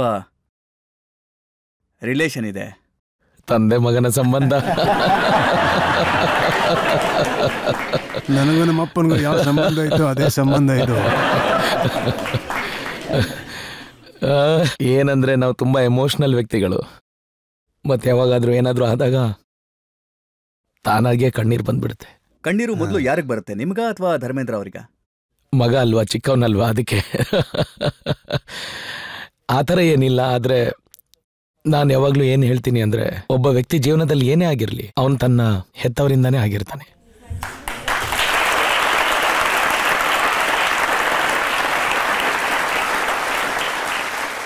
ನಾನು ವಿಚಾರ ಹೇಳೋದಕ್ಕೆ ಇಷ್ಟಪಡ್ತೀನಿ. ಇವರ ಜೊತೆಗೆ ಸಾಕಷ್ಟು ಮಾತುಕತೆ ಮಾಡಿದ್ದೆ ನಿಮ್ ಬಗ್ಗೆ. ನೀವು ತುಂಬಾನೇ ಅದೃಷ್ಟವಂತರು, ನಿಮಗೆ ಸನ್ನಿ ಅಂತ ಮಗ ಇದ್ದಾರೆ. ಖಂಡಿತ. ನೋಡಿ, ಪ್ರತಿಯೊಬ್ಬ ಅಪ್ಪ ಏನ್ ಬೇಡ್ಕೋತಾನೆ ಅಂತಂದ್ರೆ ತನ್ನ ಮಗ ತನಗಿಂತ ಮೇಲಕ್ಕೆ ಹೋಗ್ಬೇಕು ಅಂತ, ದೊಡ್ಡ ಹೆಸರು ಮಾಡಬೇಕು ಅಂತ. ತಂದೆಯ ಪ್ರೀತಿ ಹೇಗೆ ಅಂತಂದ್ರೆ ತನ್ನ ಮಗ ತನಗಿಂತ ಮೇಲ್ ಹೋಗ್ಬೇಕು ಅಂತ ಬಯಸ್ತಾನೆ. ಮತ್ತೆ ನನಗೆ ಚೆನ್ನಾಗಿ ನಂಬಿಕೆ ಇದೆ, ನನ್ನ ಮಕ್ಕಳು ನನ್ನ ಹೆಸರನ್ನ ಉಳಿಸ್ತಾರೆ ಅಂತ. ನಾವೀಗ ನಮ್ಮ ಕಾರ್ಯಕ್ರಮದ ಅಂತ್ಯಕ್ಕೆ ಬಂದಿದ್ದೀವಿ, ಮತ್ತೆ ಈ ಆರೋಪಗಳ ಸರಣಿಯನ್ನ ಕೊನೆಗೊಳಿಸ್ತಾ ಇದ್ದೇವೆ. ಈಗೊಂದು ಬ್ರೇಕ್ ತಗೊಳ್ಳೋಣ, ಮತ್ತೆ ಬ್ರೇಕ್ನ ನಂತರ ಕೇಳೋಣ ಆಪ್ಕೆ ಅದಾಲತ್ನಲ್ಲಿ ಇವತ್ತಿನ ಜಡ್ಜ್ ಡಾಕ್ಟರ್ ವೇದ ಪ್ರತಾಪ್ ವೈದಿಕ್ ಅವರ ತೀರ್ಪನ್ನ, ಇವತ್ತಿನ ಮೊಕದ್ದಮೆಯ ಬಗ್ಗೆ.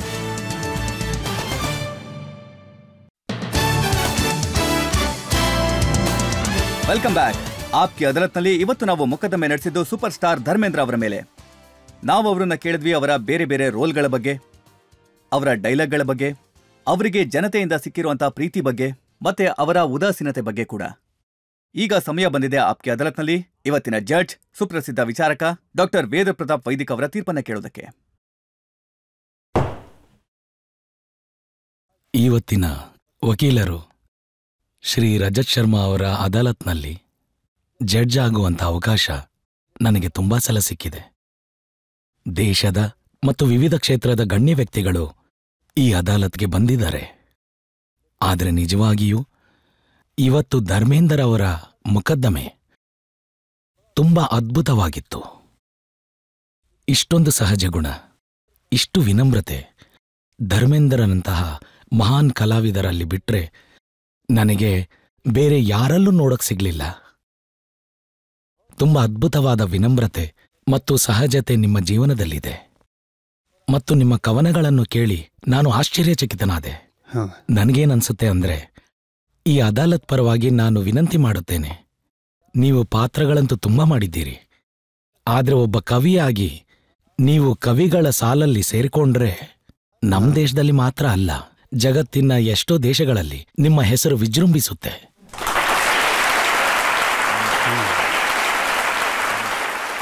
ಮತ್ತೆ ಈ ತರ ಎರಡೆರಡು ಪಂಕ್ತಿಗಳಲ್ಲಿ ಎಂತಹ ಅದ್ಭುತ ಮಾತುಗಳನ್ನು ನೀವು ಹೇಳಿದಿರಿ. ಆ ಮಾತುಗಳಿಂದ ಸಾರಾಂಶ ಏನೆಂದರೆ, ನೀವು ಕೇವಲ ಒಬ್ಬ ಮಹಾನ್ ಫಿಲ್ಮ್ ಸ್ಟಾರ್ ಮಾತ್ರ ಅಲ್ಲ, ಒಬ್ಬ ಅತ್ಯುತ್ತಮ ವ್ಯಕ್ತಿ ಮಾತ್ರ ಅಲ್ಲ, ಅದಲ್ಲದೆ ನಿಮ್ಮಲ್ಲಿ ದೇವರ ದಿವ್ಯತೆಯ ನಿವಾಸ ಇದೆ.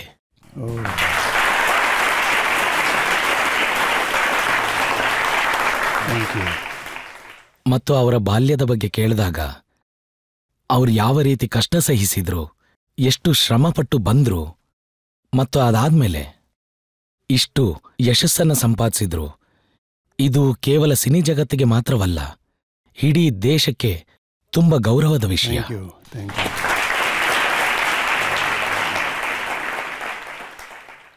ಈ ಅದಾಲತ್ ದೇವರನ್ನು ಪ್ರಾರ್ಥಿಸುತ್ತದೆ. ಧರ್ಮೇಂದ್ರ ಅವರಿಗೆ ಕೇವಲ 100 ವರ್ಷ ಮಾತ್ರ ಅಲ್ಲ, ಆದ್ರೆ ಬೆಳಗ್ಗೆ ಎದ್ದು ಪ್ರಾರ್ಥನೆಯನ್ನು ಮಾಡ್ತಾರೆ. ಜೀವೇಂ ಶರದಶತಂ ಶೃಣ್ಯಾಂ ಶರದಶತಂ ಪ್ರಬ್ರವಾಂ ಶರದಶತಮದೀನಾ. ಮತ್ತು ಇದಕ್ಕಿಂತ ಮುಂದೆ 100ಕ್ಕಿಂತ ಹೆಚ್ಚು ಆಯುಷ್ಯ ಸಿಗ್ಲಿ ಅಂತ ನಿಮಗೆ ಹೃತ್ಪೂರ್ವಕ ಧನ್ಯವಾದ. ಮತ್ತು ನಿಮ್ಮ ಮೇಲೆ ಏನೇನು ಆರೋಪಗಳು ಇದೆಯೋ ಅವೆಲ್ಲದರಿಂದ ನಿಮ್ಮನ್ನ ಮುಕ್ತಗೊಳಿಸಲಾಗುತ್ತದೆ. ಇವತ್ತು ನಾನು ಜೀವನದಲ್ಲಿ ಒಂದು ದೊಡ್ಡ ಅವಾರ್ಡ್ನ ತಗೊಂಡು ಹೋಗ್ತಾ ಇದ್ದೀನಿ. ನೀವು ಹೇಳಿದ ಮಾತುಗಳು ತುಂಬಾನೇ ಸುಂದರವಾಗಿದ್ವು. ನನ್ನ ಬಗ್ಗೆ ಹೇಳಿದ್ದು ನಿಮಗೆ ನನ್ನ ಹೃದಯಪೂರ್ವಕ ಕೃತಜ್ಞತೆಗಳು. ನೀವು ಶಾಯರಿ ಬಗ್ಗೆ ಹೇಳಿದ್ರಿ, ಸೊ ನಿಮಗೆ ಹೇಳೋದಕ್ಕೆ ಇಷ್ಟಪಡ್ತೀನಿ. ಇರ್ಷಾದ್, कि शायरी मेरी बात ये दिल की तेरी मेरी, शायरी मेरी बात ये दिल की तेरी मेरी, जिस दिल ने सुनी उस दिल ने कहा कब इसने सुनी चुपके से कह दी.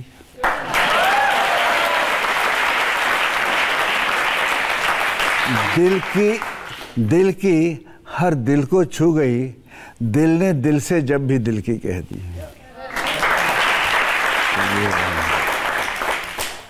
ನಿಮ್ಮನ್ನ ಗೌರವದಿಂದ ಬಿಡುಗಡೆ ಮಾಡಲಾಗಿದೆ. ಈ ಥರ ಅದಾಲತ್ಗಳಲ್ಲಿ ನನ್ನ ಯಾವಾಗಲೂ ಕರ್ಕೊಳ್ಳಿ ಅಂತ ಕೇಳ್ತೀನಿ. ಇದೇ ನಂಬಿಕೆಯೊಂದಿಗೆ, ಇದೇ ವಿಶ್ವಾಸದೊಂದಿಗೆ ಧರ್ಮೇಂದ್ರ ಅವರು ಇದೇ ರೀತಿ ಜನತೆಯನ್ನ ಎಂಟರ್ಟೈನ್ ಮಾಡ್ತಾ ಇರಲಿ, ಜನರ ಪ್ರೀತಿಯನ್ನ ಗಳಿಸ್ತಾ ಇರಲಿ, ಗೌರವ ಮರ್ಯಾದೆಗಳನ್ನ ಗಳಿಸ್ತಾ ಇರಲಿ, ಮತ್ತೆ ತಮ್ಮ ಶಾಯರಿಗಳಿಂದ ಜನರ ಮನಸ್ಸನ್ನ ಗೆಲ್ಲಿ ಅಂತ ಹೇಳ್ತಾ ಇವತ್ತಿನ ಶೋನ ಇಲ್ಲಿಗೆ ಮುಗಿಸ್ತಾ ಇದ್ದೇವೆ. ಮುಂದಿನ ವಾರ ಮತ್ತೊಬ್ಬರು ವ್ಯಕ್ತಿಯೊಂದಿಗೆ ಮತ್ತೆ ಭೇಟಿಯಾಗೋಣ. ಅಲ್ಲಿವರೆಗೂ ನಮಸ್ಕಾರ.